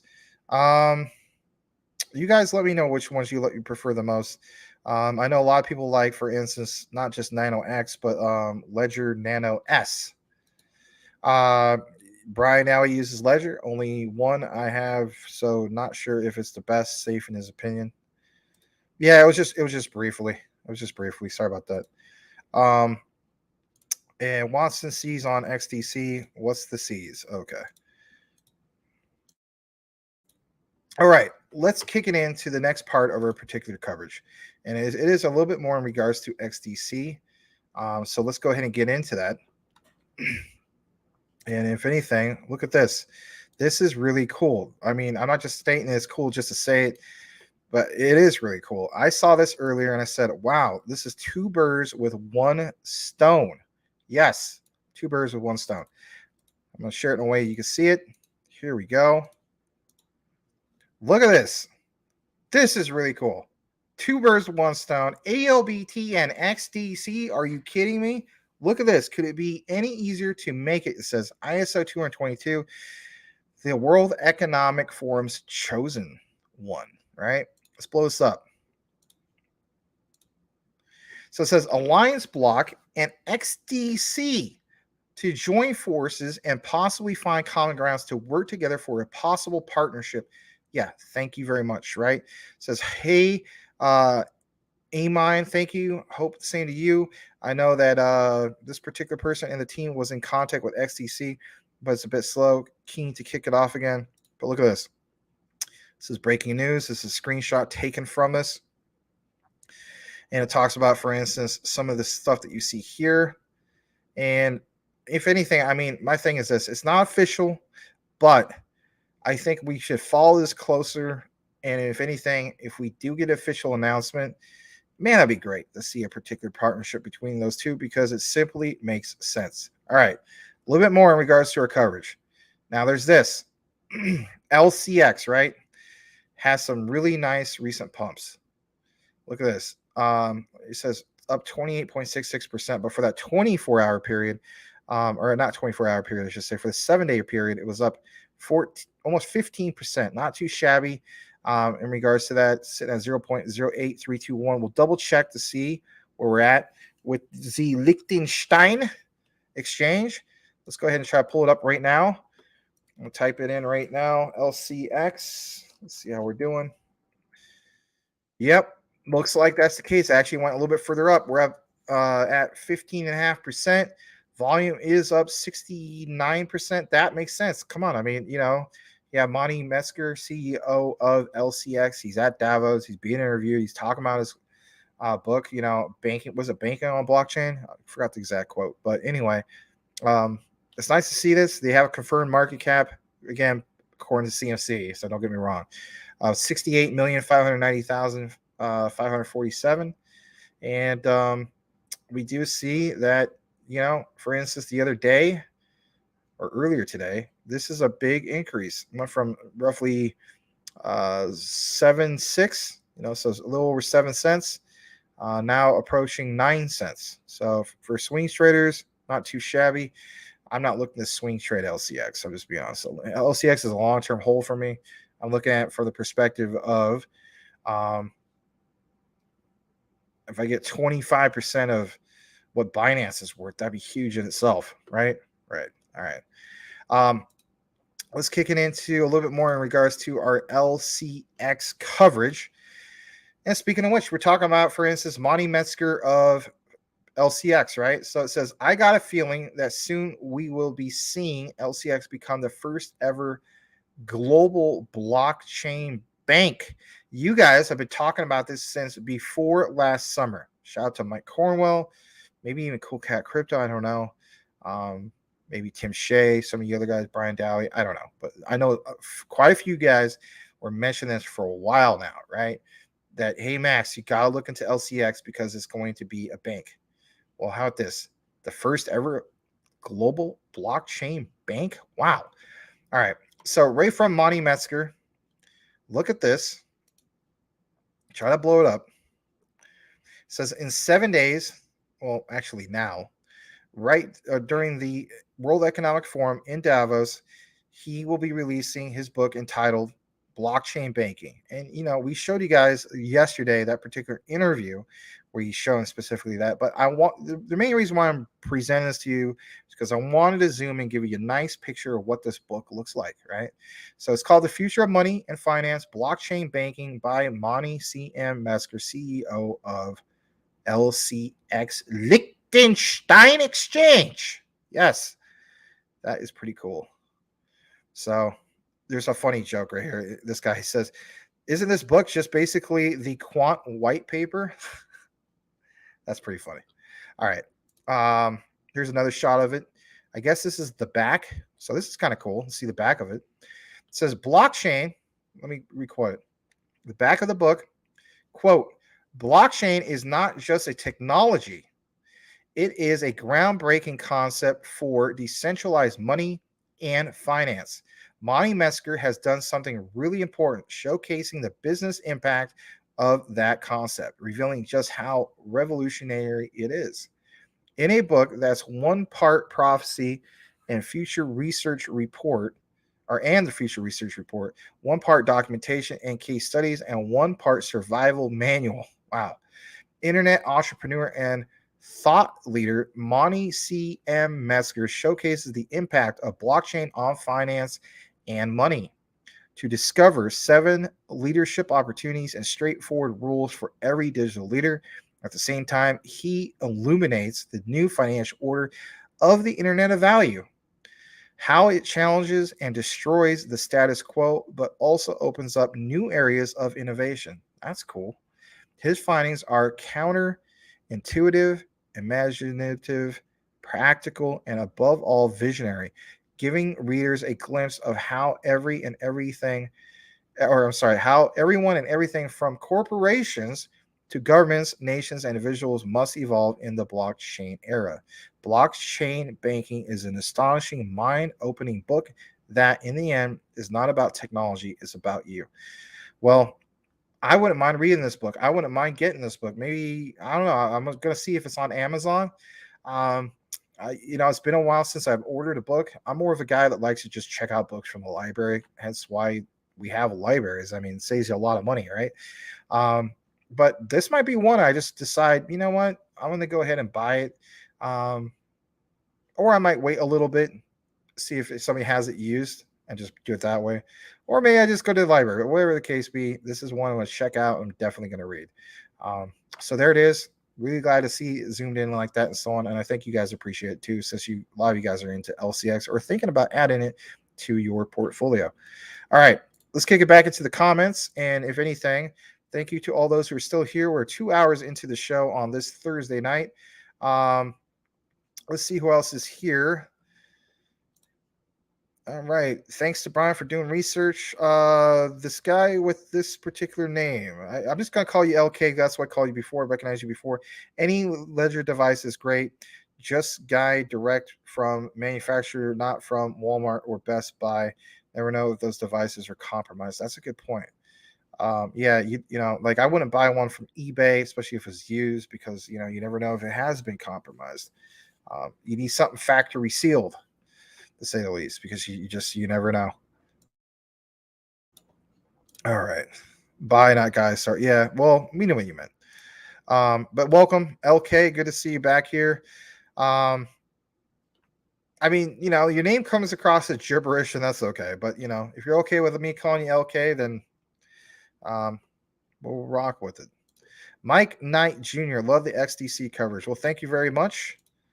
On top of that, we have, for instance, coverage that we try to bring to you guys as often as we can in the recorded video section.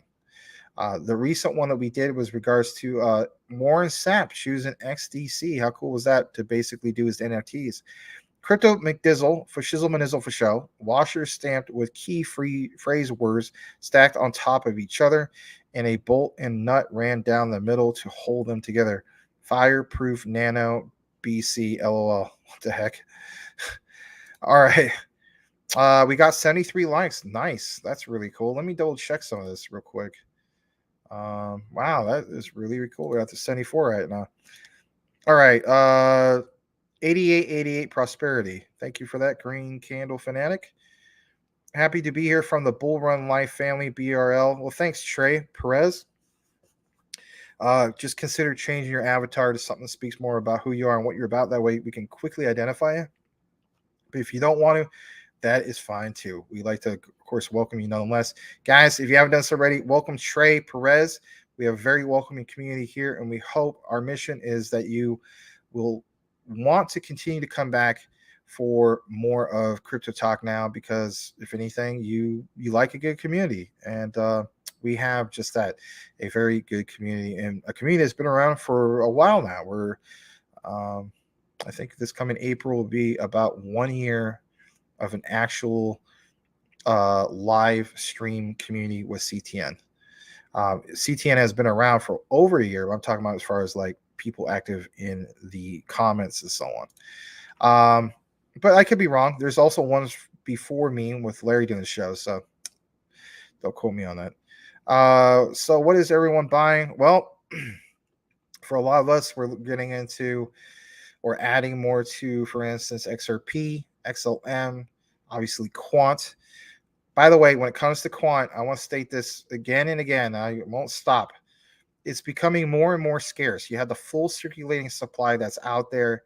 And on top of that, we will eventually be priced out of Quant. I full-heartedly believe that. It will become kind of like how Bitcoin is, where there's only a few people who own a full Bitcoin. People are have complained about the price for a while, saying we need this to crash to 40, and it ends up being 140.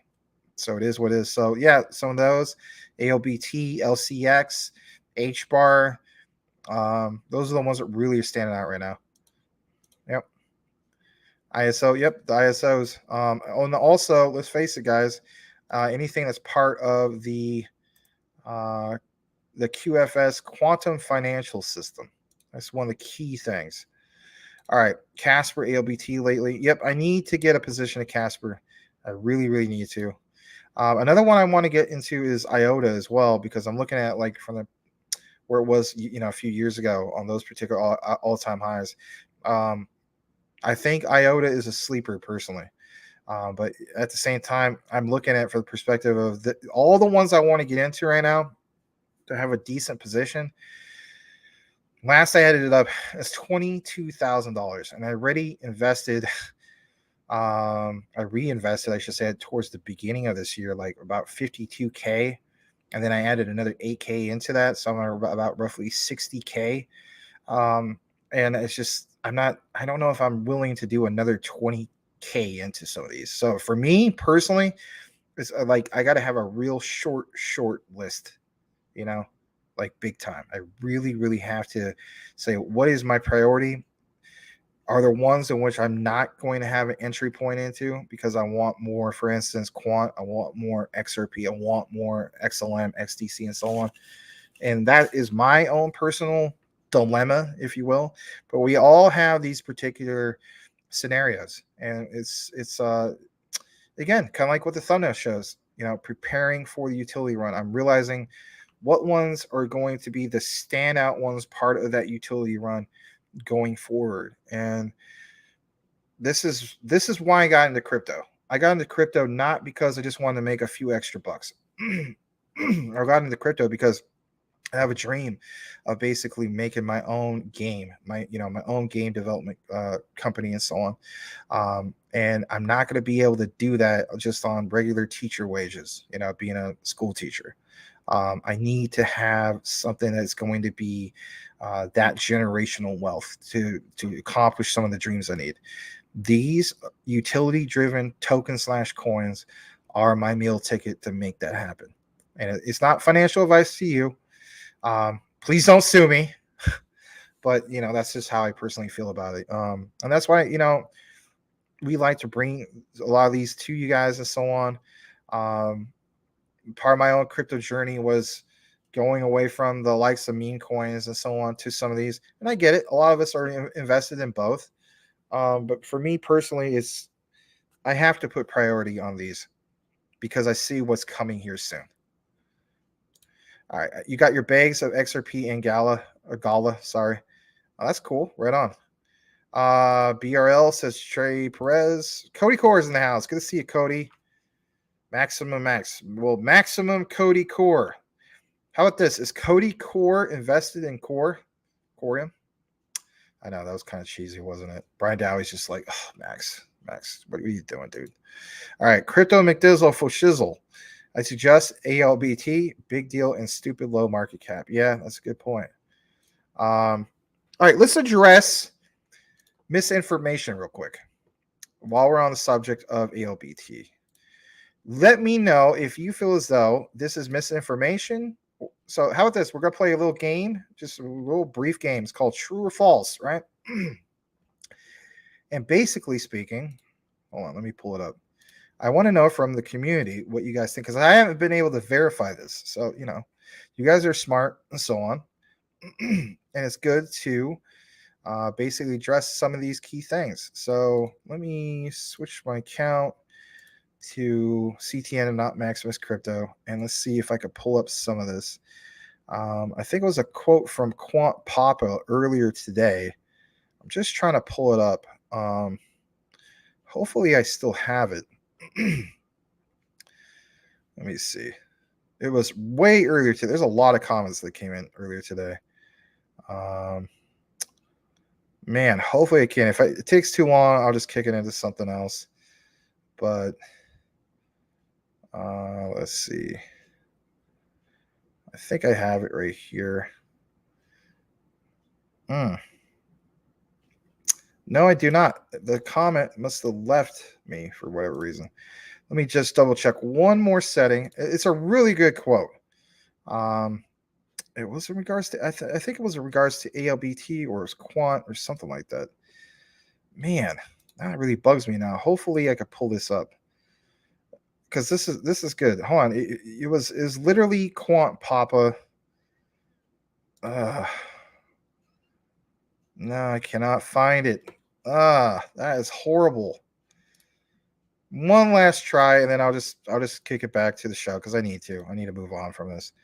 Let me see if he's still in the comments. Hold on a second. It is from Quant Papa though, and somebody brought up the whole thing about the supply with, for instance, ALBT.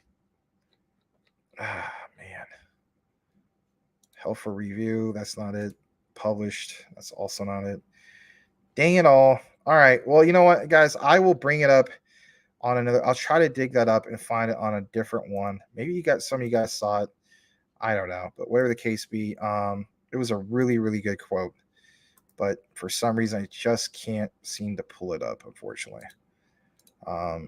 Unless it was, maybe this is it. Hold on a second. Hold on just a second.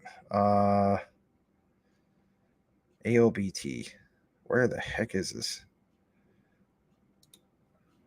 I'll try one last one. Come on, man. Where is this? No, didn't come on. All right.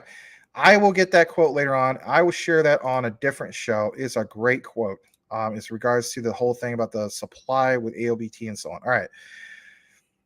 So let's see here. Cody Core says, hello, Tim Shea. All right. Mike Knight Jr. I like GBEX for future crypto bank exchange from Zenfin. All right. Yeah. Some people like Cool Cat like that one. There's other ones like Metalike. That's cool. All right. Calvin states, thanks, Tim. He's familiar with MMAI. All right. Let me jump further down. Let Max know the Phoenix Suns might just win a game tonight. Go Suns. Yeah. Man. Kind of Suns and Blazers, man. They started off good on the season, and now, yeah. All right, let me go further down. Glenn, BRL is doing really well. More than 70% staked in the contract is unique with True Burn. Cool. Was trying to get Crypto Talk to look into it. Well, it's on my list, and I'm not joking about that. So thank you for that. XDC, XRP, XLM in the house. It gives out USDC for rewards. Really? Huh. All right. I guess I'll read this one too. Yes, USDC rewards are given out for staking at BRL. BRL fan loves a good community. Check us out, man. Glenn just got us in here. Love this show. Well, thanks, Combo Cabbage. We do appreciate community support as always. So, I have it written down in regards to BRL, and we will definitely have to look more into that. Just don't expect it like tonight. Oh man, Max is going to do a deep dive, or tomorrow or so on. There's so many different ones. It just, again, it depends on, it's kind of like with crypto, right? It depends on the supply and demand for these particular ones. No pun intended. All right. Let me get further down. River Runners in the house. Good to see you. Preston G says 20K into Quant. Man, that'd be incredible. That would be incredible. All right. Let me go further down. Mary J states, yep, I held off on lower price, and now Quant is up 33% in 3 weeks. Yeah, that's a good point. Max, 35K XDC, 13 Quant, or 19,000 ALBT. Man. Why you have to throw me this curveball right now? Tough question. I know, but I'm not answering that right now. I have an hour and a half of sleep. My dad ended up going to the hospital today. Do not throw me a question like that. And I know it's part of the, why are you on camera, Max? You could have got off at 45 minutes ago. Why are you on at 2 hours and 13 minutes into the show? I know. I'll answer that later, man. It's just, if I had a lot more sleep, not an hour and a half due to being stressed out from the whole thing that happened with my dad today, I would wrap my head around that. So how about this? Give me the benefit of the doubt. That's a good question, though. Those are all really good choices. All right. Yeah. We definitely know about GBEX, but thanks for sharing that with the community. I don't have 20,000 in Quant. Everybody wants to have 20,000 in Quant. Let's just be honest about it. I did pick several up, but not as many as I would have. I'll tell you this much before I read this about Steve the Canadian. I am considering, and I mentioned this to Crypto Mike on text message earlier, and that is, I am considering getting another bag of Jasmine. Yes, it's not a sure thing, but man, that risk to reward ratio on Jasmine is so darn appealing. And especially, I'm telling you guys flat out, do yourself a favor, watch today's deep dive about Jasmine, because if anything, I don't just give you guys, for instance, a deep dive into it. I also mentioned specifically how 3 weeks ago, and shout out to Larry actually, who did a short about this. So 3 weeks ago, the Japanese government verified, for instance, I'll read this in a bit, my friend, verified that they are going to unban, release the ban on stable coins for Japan.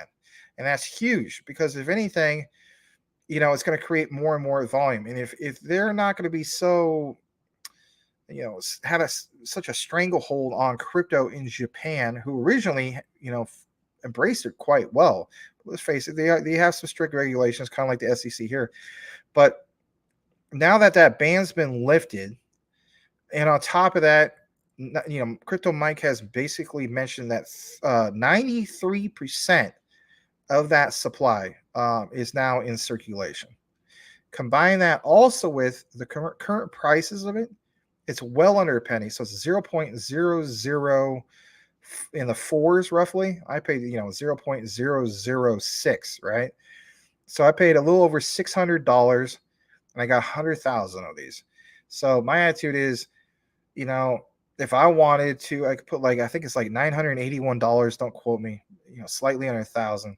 I get like 200,000 more of these. I have 300. That would basically mean I would have 300,000 of these. I don't even have to worry about this thing going up back to like previous all-time highs of close to $5, or maybe it's $4. I can't remember. But let's say it is $4. If it does 1/4 of all-time highs, and this is labeled, don't get me wrong, is the Bitcoin Japan, does 1/4 of that, even at just 100,000 I currently hold, if I didn't even DCA into it again, that'd be $100,000. Now here's the thing, right? On top of it, there's also some recent news coming out that they may very well get that partnership with Sony. Now you may think, well, Max, that's just speculative. Keep in mind that the dev team, right? Some of these guys, 2 of them specifically have already worked for Sony Entertainment of America, right? So I'm looking at perspective like that risk to reward. That's why a lot of us are into something. Yeah, it's a little bit of hopium. Don't get me wrong, but here's my thing, right? As you guys know, I'm not the biggest meme coin fan anymore. I'm only into like the Cokes and Pepsis. The Doge, Shiba Inus. Yeah, I have some Volt and so on. And I also have a lot of garbage I still hold on to, right? But when it comes to Jasmine, it is one of the gambles. In a way, it's kind of a gamble that I'm okay with. So I'm cool with not putting more of my money into the likes of meme coins, right? But I'm sure as a heck cool with putting it more into DCAing into Jasmine. I'm just going to throw that out there. If you want to learn more about Jasmine, check out our recorded video for Jasmine. It speaks for itself. And yeah, the Bitcoin is Japan. It's literally labeled in it. You should look more into it. I can't say enough things about it. I'm really excited about that because I'm looking at like, man, this should really be something else, especially when more of this adoption comes through. Because I mean, if Japan is doing just that, they're getting the ball rolling with releasing that ban. So the ban is not completely lifted, but once that is announced, that in itself is going to have a whole wave of influx of people coming in. And another thing I want to mention just real quick, I know it sounds like I'm promoting this like crazy. In a way I am, but not officially financial advice. So as we know, like with anything, in order to buy anything, you have to have a way of purchasing whatever it is.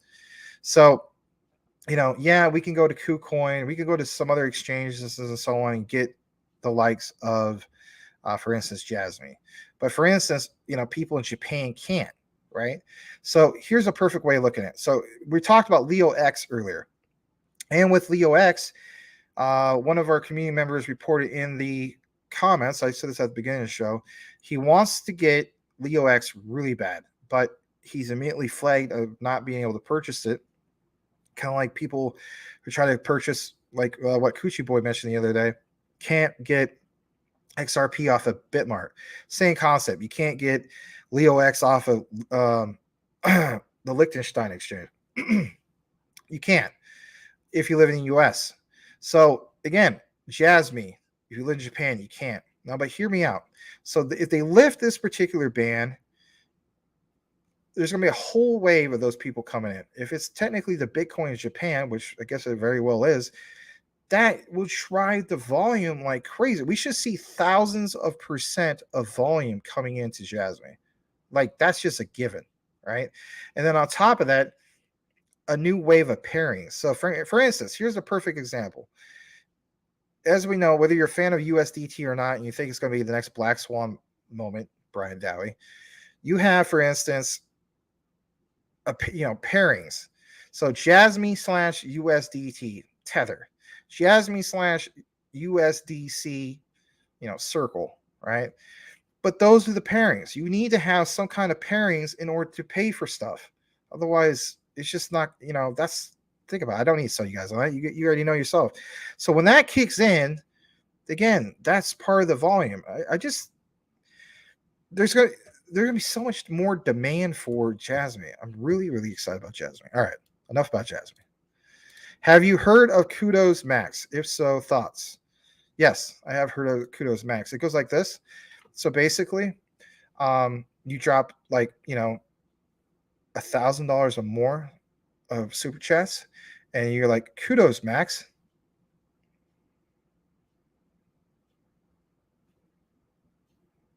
All right, that was bad. All right.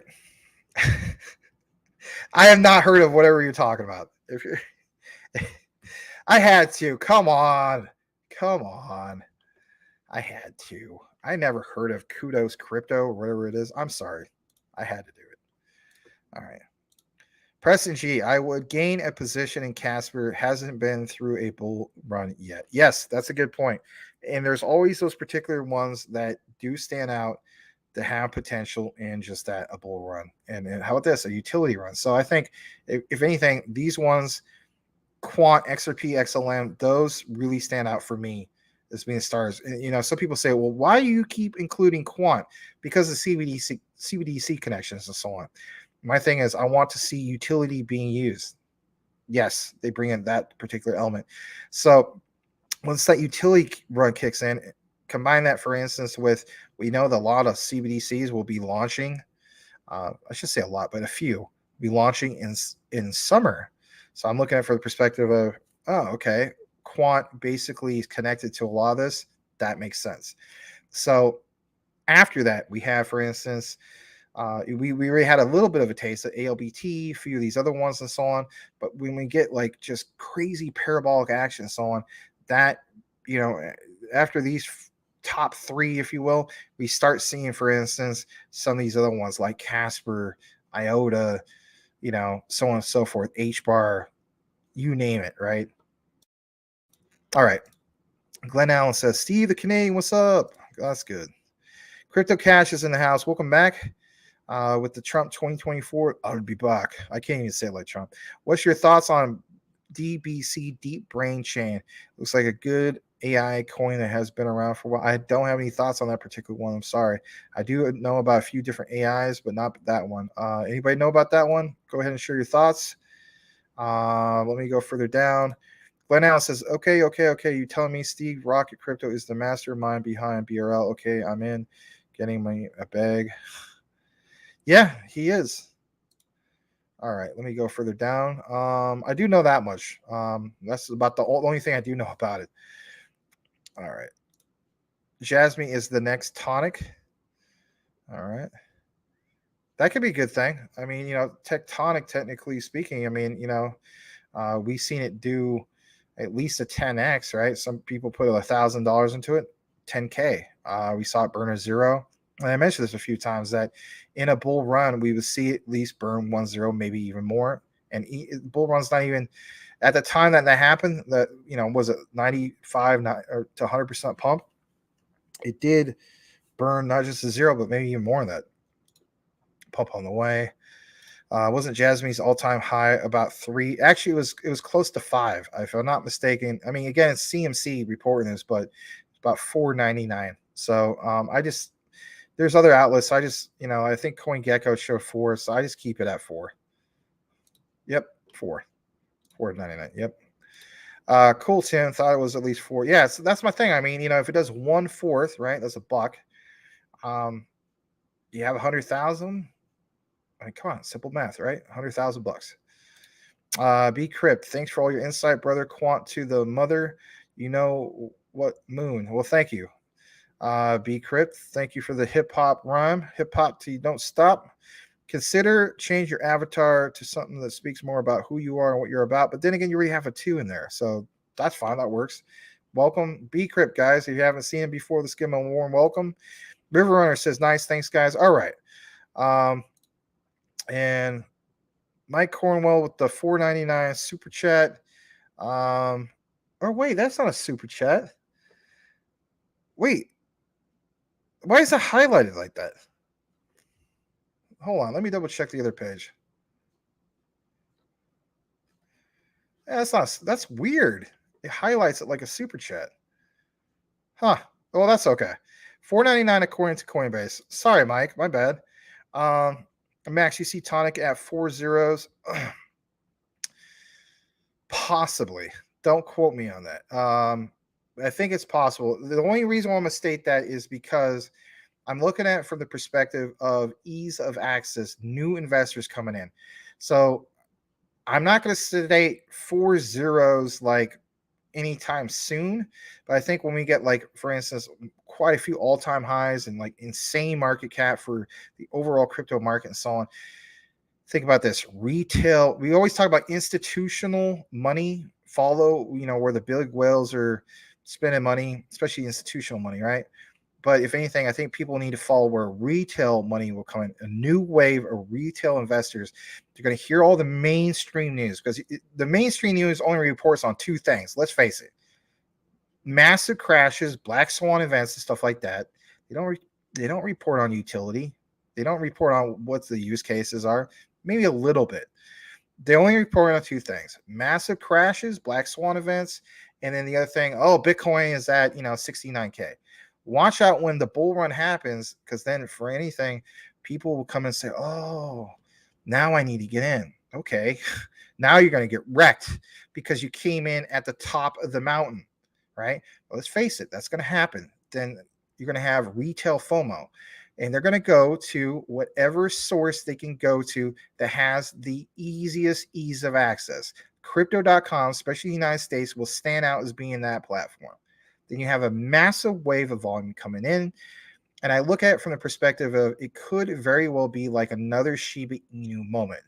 And so that's why I tell people, like, Tectonic is at least a 10x, because we already seen it. And we already had a taste of it, like last week or the week before that and so on. So yeah, I'm going to agree with you. I think it's possible it goes to 4 zeros. I know it sounds really bold, and people are going to be like, well, Max, you're not looking at market cap the right way and so on.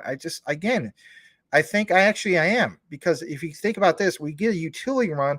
That utility run brings in the biggest wave of market cap we've never seen before, ever in crypto, ever before. Where, for instance, possibly some of these things are dethroned. Will ETH be dethroned? It's very well possible. I know some people think you're nuts, man. No freaking way.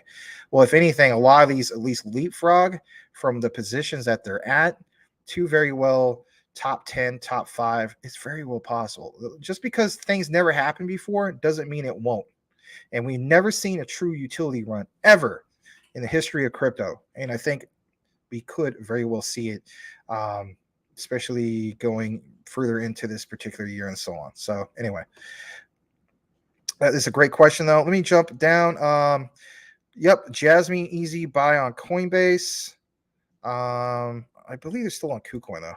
If it goes to 7 zeros or 4 zeros, I'm going to buy an island. It also depends on how much you hold, too. That's another thing. I think people have the attitude that, especially the new guys. So think of all the new people going to come in to, for instance, when they FOMO in, right? Because everything has all-time highs. There's going to be so many people excuse me, they're going to buy just $100 worth and so on. That is not going to have you be able to buy an island. Let's just be honest. So even if 1K you're going to buy an island. I saw a recent short. It was Da Vinci Jeremy, believe it or not, with Maria. Shout out to Maria Anderson, who's also part of the CTN network. She did a short with him, and she asked him, like, how much money is going to take for us to, become a millionaire in the 2023 bull market? And this it wasn't this exact quote of like 2023 bull market, but basically worse that effect. And he says 10,000. Like, he was just like really direct, 10,000. And it's a YouTube short, let's face it. So he has to be direct. So I'm looking at it for that perspective, like, you know what? That's right. Because if anything, projects like Tectonic, 1K becomes 10K, especially when it burns to zero. Just look into it yourself, right? Especially if you understand market cap. That's already happened. So many people already made 10K off of that. All right. So then, for instance, you have other guys that decide, you know what? I'm the biggest fan of Tectonic. I'm going to put 10K into it. Then let's face it, it's the same concept. But for the ones that are like, you know what? I already took my profits. I decided to buy the dip. I'm getting back into it. I'm going to put that much more. Then, yeah, maybe those guys are like what you're mentioning, buying an island, because they just look at it from the perspective of, all right, this market cap is going to blow up. This could very well go from the position that's at right now. I don't even know where it's at. Was it ranked 400, 300? I can't remember. And if anything, it leapfrogs itself easily into the top 100, and the rest is history. There's a great sale on Bull Run Live BRL. Okay. Let me see. I'm gonna pull it up. You guys want to see that so much? I'll just pull it up for a moment. Yeah, it's not listed on CMC at the moment, but all right. Let us know what the sale is currently at. Quant is greater than ETH. Well, hold on. Yeah, Quant is greater than ETH. I was like, is ETH greater than Quant? Heck no. How about this? Do you guys like some of the subliminal messages that Larry puts into the thumbnails? Has anybody ever studied some of the stuff? So, for instance, like he'll have one of like a show that, like, for instance, a bullet train, and it's got Quant like on the grill or something like that, right? And the other one's like an old-fashioned subway train, or like a trolley car, and it's like ETH. He has another one. It's like, it shows like a really beautiful mansion, and it's like I don't know, is it H bar or something like that? And then it will show like some old rundown shack, and it has the Ethereum symbol. I don't know. It's kind of cool. I think it's kind of creative. All right, Crypto Puppet don't have any, but okay, my bad. That was towards him. All right, Crypto Talk Nows. Larry says, great show. Just kidding on the island. That's all right. Crypto Mike, LOL. I grabbed a whole 2 billion GBEX. I gotta slow down. This is a daily thing. Lol. Wow. All right, put in a DeFi wallet and multiplies. All right. Let me see what is left for us real quick before I get into this. All right, I probably should have shared this earlier. Let me see if this is the last part of our particular news. I think it might be. Hold on a second. Yep, it is. All right. You may say, I say the best for last, where the case be is still something else. We have some breaking news for you guys here tonight. I'm going to go ahead and kick it into it right now. And that is this right here. Breaking news at LG Art Lab. Right, LG announces they will partner with an American chef to create an NFT drop exclusively created on, listen to this, H-Bar. Jeremy Fall, who originally, I guess, reported this, has 96,000 followers on Twitter and 1 million followers on Instagram. A little bit more in regards to this. Additional info, Jeremy has launched Golden Egg Club on OpenSea before. The total value of this collection has been 212 ETH with a 4 ETH floor price. So, this is pretty interesting, to say the least, because, I mean, that, you have, I guess you could say, a top influencer, and that's a pretty big NFT drop, to say the least. we'll go ahead and try to follow this a little bit more further, maybe with the upcoming days ahead. But glad to bring you this particular breaking news. So there you have it. And if anything, I'm going to go ahead and show you guys what I see on CMC here real quick before we wrap up the show. So this is straight from CMC. And we do see that the overall crypto market is 982 billion. And I want to state this. I mean, I have nothing against this guy, but this guy had a live show this morning, and it said bloodbath, and this was down just like, I think it was like 4%, right? And he saw everything in here was red, right? And he labeled his thumbnail as bloodbath. All right, I'm not gonna say who it is because I don't really want it. It's not that I don't like this guy. I think he's all right. But why are you gonna have a thumbnail that says bloodbath? What a bloodbath is basically is at the overall crypto market cap, like we had a black swan moment or something again, in which this whole thing tanked from 982 billion back down to like 775 billion, right? When we saw it, basically Bitcoin crashed all the way down to like 15, in the 15s, right? We just touched that a couple times, right? In 2022. That would be a bloodbath. Again, like, just because you see everything, a couple percent down, I mean, I guess because it looks red, to me, that's not a bloodbath. Anyway, to me, that's clickbait. But then again, we do a little bit of clickbait, don't we? Yeah, Max, $100,000 a coin, $1 million coin. All right, fair enough. Teach his own. All right. So with that said, let's take a look into this. Let's look at the 1 hour chart. Larry did a report on Rocket Pool in regards to a short he did. That one's up to $35. I don't know much about Rocket Pool, to be honest, but it's in the top 100 now. On top of that, let's see what's going on 24-hour chart. Frax share, I do not know about that particular one. It's up 18.5%. I am aware of Engine. It's up 16.37%. That was one I was thinking about getting into a long time ago. Never did, but that's okay. I chose to get into Sandbox instead. I still believe in Sandbox. I overpaid for it, something fierce. That's going to be a long-term hold for me. ApeCoin is now back up over $5, $5 even. All right, guys, here's the good stuff that you want to see. Hedera's H-bar up 8.5%, 28% for the week. I did point out, for instance, after Davos, I felt as though, like for instance, within the week or two after, that it would at least do a 2x. And if anything, it might very well get there. All right. We are starting to cover Terra Luna Classic a little bit more. Shout out to Larry. He did do a particular brief update in regards to it, where it's just him on camera and so on. Check out the particular recorded video talking about burns and the proposals and so on. Terra Luna Classic is up about close to 5%. It's good to see that. I mean, honestly, I think after SHIB, this is probably my second biggest holding is Luna Classic. I know I don't talk about it as much. It's just I'm also looking at, the utility around so on. For me, Terra Luna Classic, is still one of those that is building.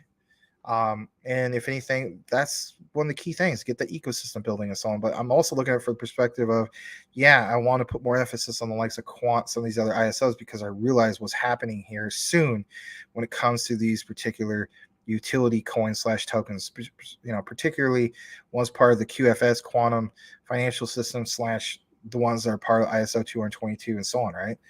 All right, Quant. You guys have come from recorded from there to the live. That one did touch 140 as we saw the other day. That one is currently up 4.21%. Let's face it, when it comes to Quant, 4 or 5% up is big for Quant. You may not think it's that big, but from the perspective of comparing Quant to like Shiba Inu, if Shiba Inu was trading 4 or 5% up, that would be considered consolidation. With the likes of Quant, with the market cap it has, the circulating supply and so on, 4 or 5% up is considered pretty significant, right? Obviously, I'm not gonna, be like, oh man, Quant went from 135 to 140. because I'm not into quant for that. I'm into quant for like, wow, quant is up to 10K, 100K, so on and so forth, right? All right. Chronos is another one that shows up. So anyway, those are the top 100. Here's what the top performers for that 7-day chart. Well, let me just double check that. Decentraland, Engine Coin, Kava actually had a pretty good pump. A lot of people took profits today, though. Helium, I'm into that. I've dollar cost averaged a few times into that, up 27% for the week. All right, let's check out my particular watch list before we wrap things up. Don't worry, I'll get into a few more comments before we do. So, for instance, XRP, you just saw right there. So, on the 1 hour, we have Hedron up close to 6%. FTX, 2.47%. Let's do a 24-hour chart. Wax, man, you haven't heard much about Wax, but if anything, if you do know about Wax, they do definitely stand out in regards to NFTs. And since NFTs is starting to become a thing again, that does kind of make sense. Doesn't mean I'll do a deep dive, but there's always been opportunity with Wax. I'm glad to finally see that they're finally doing something. One's up 30%, 42% on a 7-day chart. Hold on, let me see if there's anything else that stands out. We talked about Veracity a little bit earlier. The Liechtenstein Exchange is up 16%, 34% for the week. That simply makes sense because, let's face it, you have literally Monty Metzger at the World Economic Forum. It's officially recognized by the World Economic Forum. But there you go. Shout out to Michael Cornwell with Bitcoin Pay, BTC Pay. I will state this for what used to be like, for $22,000, you can own the whole supply unless there's a limit. I don't know if there is. But yes, somebody could be basically whale into this if they wanted to, unless there's a limit. I don't know. But then again, if there's limits on anything, what do we know that you can do? You could just make multiple wallets. That's how people get around stuff like that. But anyway, that is up 15% or close to 15%. Shout out to Mike Cornwell on as much as he holds. I don't know, Mike, are you taking profits on that one? Drop it in the comments if you want. The real Anchor Protocol, Mike. Sorry. That one's up 11.14%. And Kim Shea, your Flux is up 10%, man. That was definitely one that I was considering getting into. But again, I have a difference between my list and my short list. I want to get into that. And I also want to get into Stratos, but I'm also looking at I literally had this all up the other day. It was like, man, about roughly 22 to 24,000 bucks to get into all these particular ones I want to get into. No, I don't want to just get into some of these just, like $10 here, $100 there. I really want to get into some of these by throwing a lot into it. Some of that life-changing money. All right, so those are the few that stood out. Wow, UFO gaming, really? I hold some of this garbage on Bitmart, just like some of Klukai I hold, also garbage. Anyway, ALI is a great swing trade one. Don't believe me, look more into it. I've heard it's even a good one for long term. On that particular one, if you look into it more, you can get it on crypto.com. But even in that bear market or crypto winter of 2022, it did very, very well. All right. So what is really on sale before we wrap things up? Garbage. Lots of garbage. Miami Coin, we pointed out before. I don't think it's garbage, but that one did really well in the crypto winter. I do not advise any of you guys get into half pizza, no matter how appealing it may look. Their developers manipulate that something fierce. They pull out liquidity quite often, and that's what sucks about them. So you'll see this, for instance, pump like 300%. Sounds really appealing. Do not get tricked by them. All right. There's Wyrex, part of it's a project built on Stellar. I've considered getting into that. All right. Digibyte, Clearpool is still down. Okay. All right. Just real quick update on Jasmy, 0.004655. And the volume.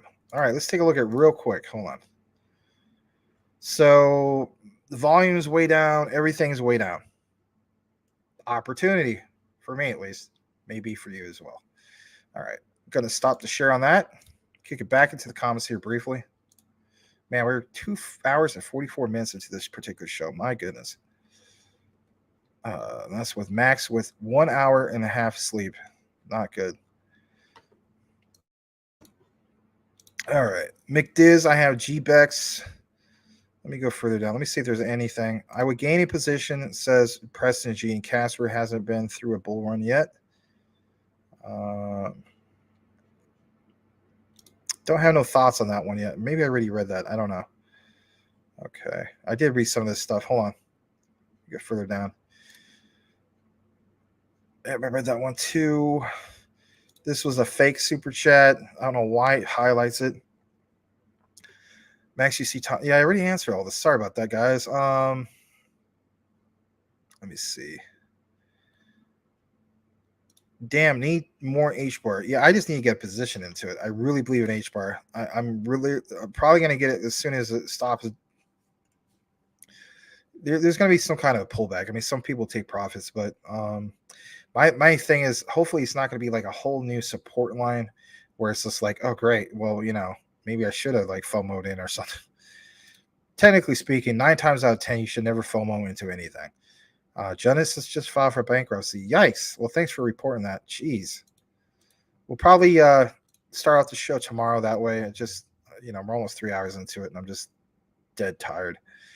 Prayers for Max's dad. Well, thanks, guys. Appreciate that. Thank you, Crypto Puppet. All hell gonna break loose tomorrow about Genesis. Uh-oh. Is that the Black Swan tomorrow? May very well be. So maybe we all hold off on buying. We'll see what's going on with the market, because, I mean, you don't want to buy into all this stuff when there could be a big crash tomorrow, right? You got some garbage along with me on Bitmart. See, I could talk crap about it. I hold it. Cody, is there any new thing happening, though? I will state this, all right? So, it seems like I FUD Bitmart. I do like the idea that they automatically migrate your crap coins to a V2. So that's good. I wish I would have had my Clifford Inu on Bitmart. Maybe I could have had some Cliff, and that would have justified the whole thing. Ugh. All right, Vinu for life, says Steve Crypto. Thank you for being here, Stevie Crypto. You're hoping for 23K Bitcoin by Saturday. Huh. No, Genesis was expected. Yeah, I know, but I'm stating, I'm looking at it from the perspective of, is it going to tank the market something fierce? We'll see. Thanks, Brian. Appreciate you, buddy. Yeah, I'm kind of slowing down right now. I will not be putting out a recorded video tonight. I'll stay at that much. There's just no way. Not tonight. Maybe tomorrow, but not tonight. All right. FTX reopens. Genesis bankrupt. 1 up, 1 down. All right. All right, guys. That will be the final comment I read. Thank you again for connecting with us tonight, joining us tonight at Crypto Talk Now. By all means, check out the Jasmine recorded video, some of our other recorded content, and so on. And if anything, guys, know what you hold, know why you hold it, stay convicted to why you did research, and hopefully you did. Be patient. If you've been patient through Crypto Winter, if you made it through that, you can make it through anything. All right. As the saying goes, wag me, right? We all going to make it and so on, but we will. But you can't sell for a loss unless you're like Max and you hold Clifford Inu and you lose 100%. That's beyond the point. But what I'm really being serious about is this. We will see you guys here tomorrow, 9 p.m. Eastern, 6 p.m. Pacific, for more Crypto Talk Now for Friday. And, of course, we'll be here on the weekend. We're here every day. So thanks again, everybody. Really appreciate the continued support. May you all have a blessed night. And by all means, be on a good page with your folks. If you happen to have some family members still around, you just never know. My dad, he's 88 years old and so on, but sometimes him and I can kind of get on each other's nerves. But you have a loved one and so on. I just want to state this: give him a hug or her a hug, kiss, whatever the case be. And thanks, guys. Been a great show. We will see you tomorrow. Have a blessed night. Over and out.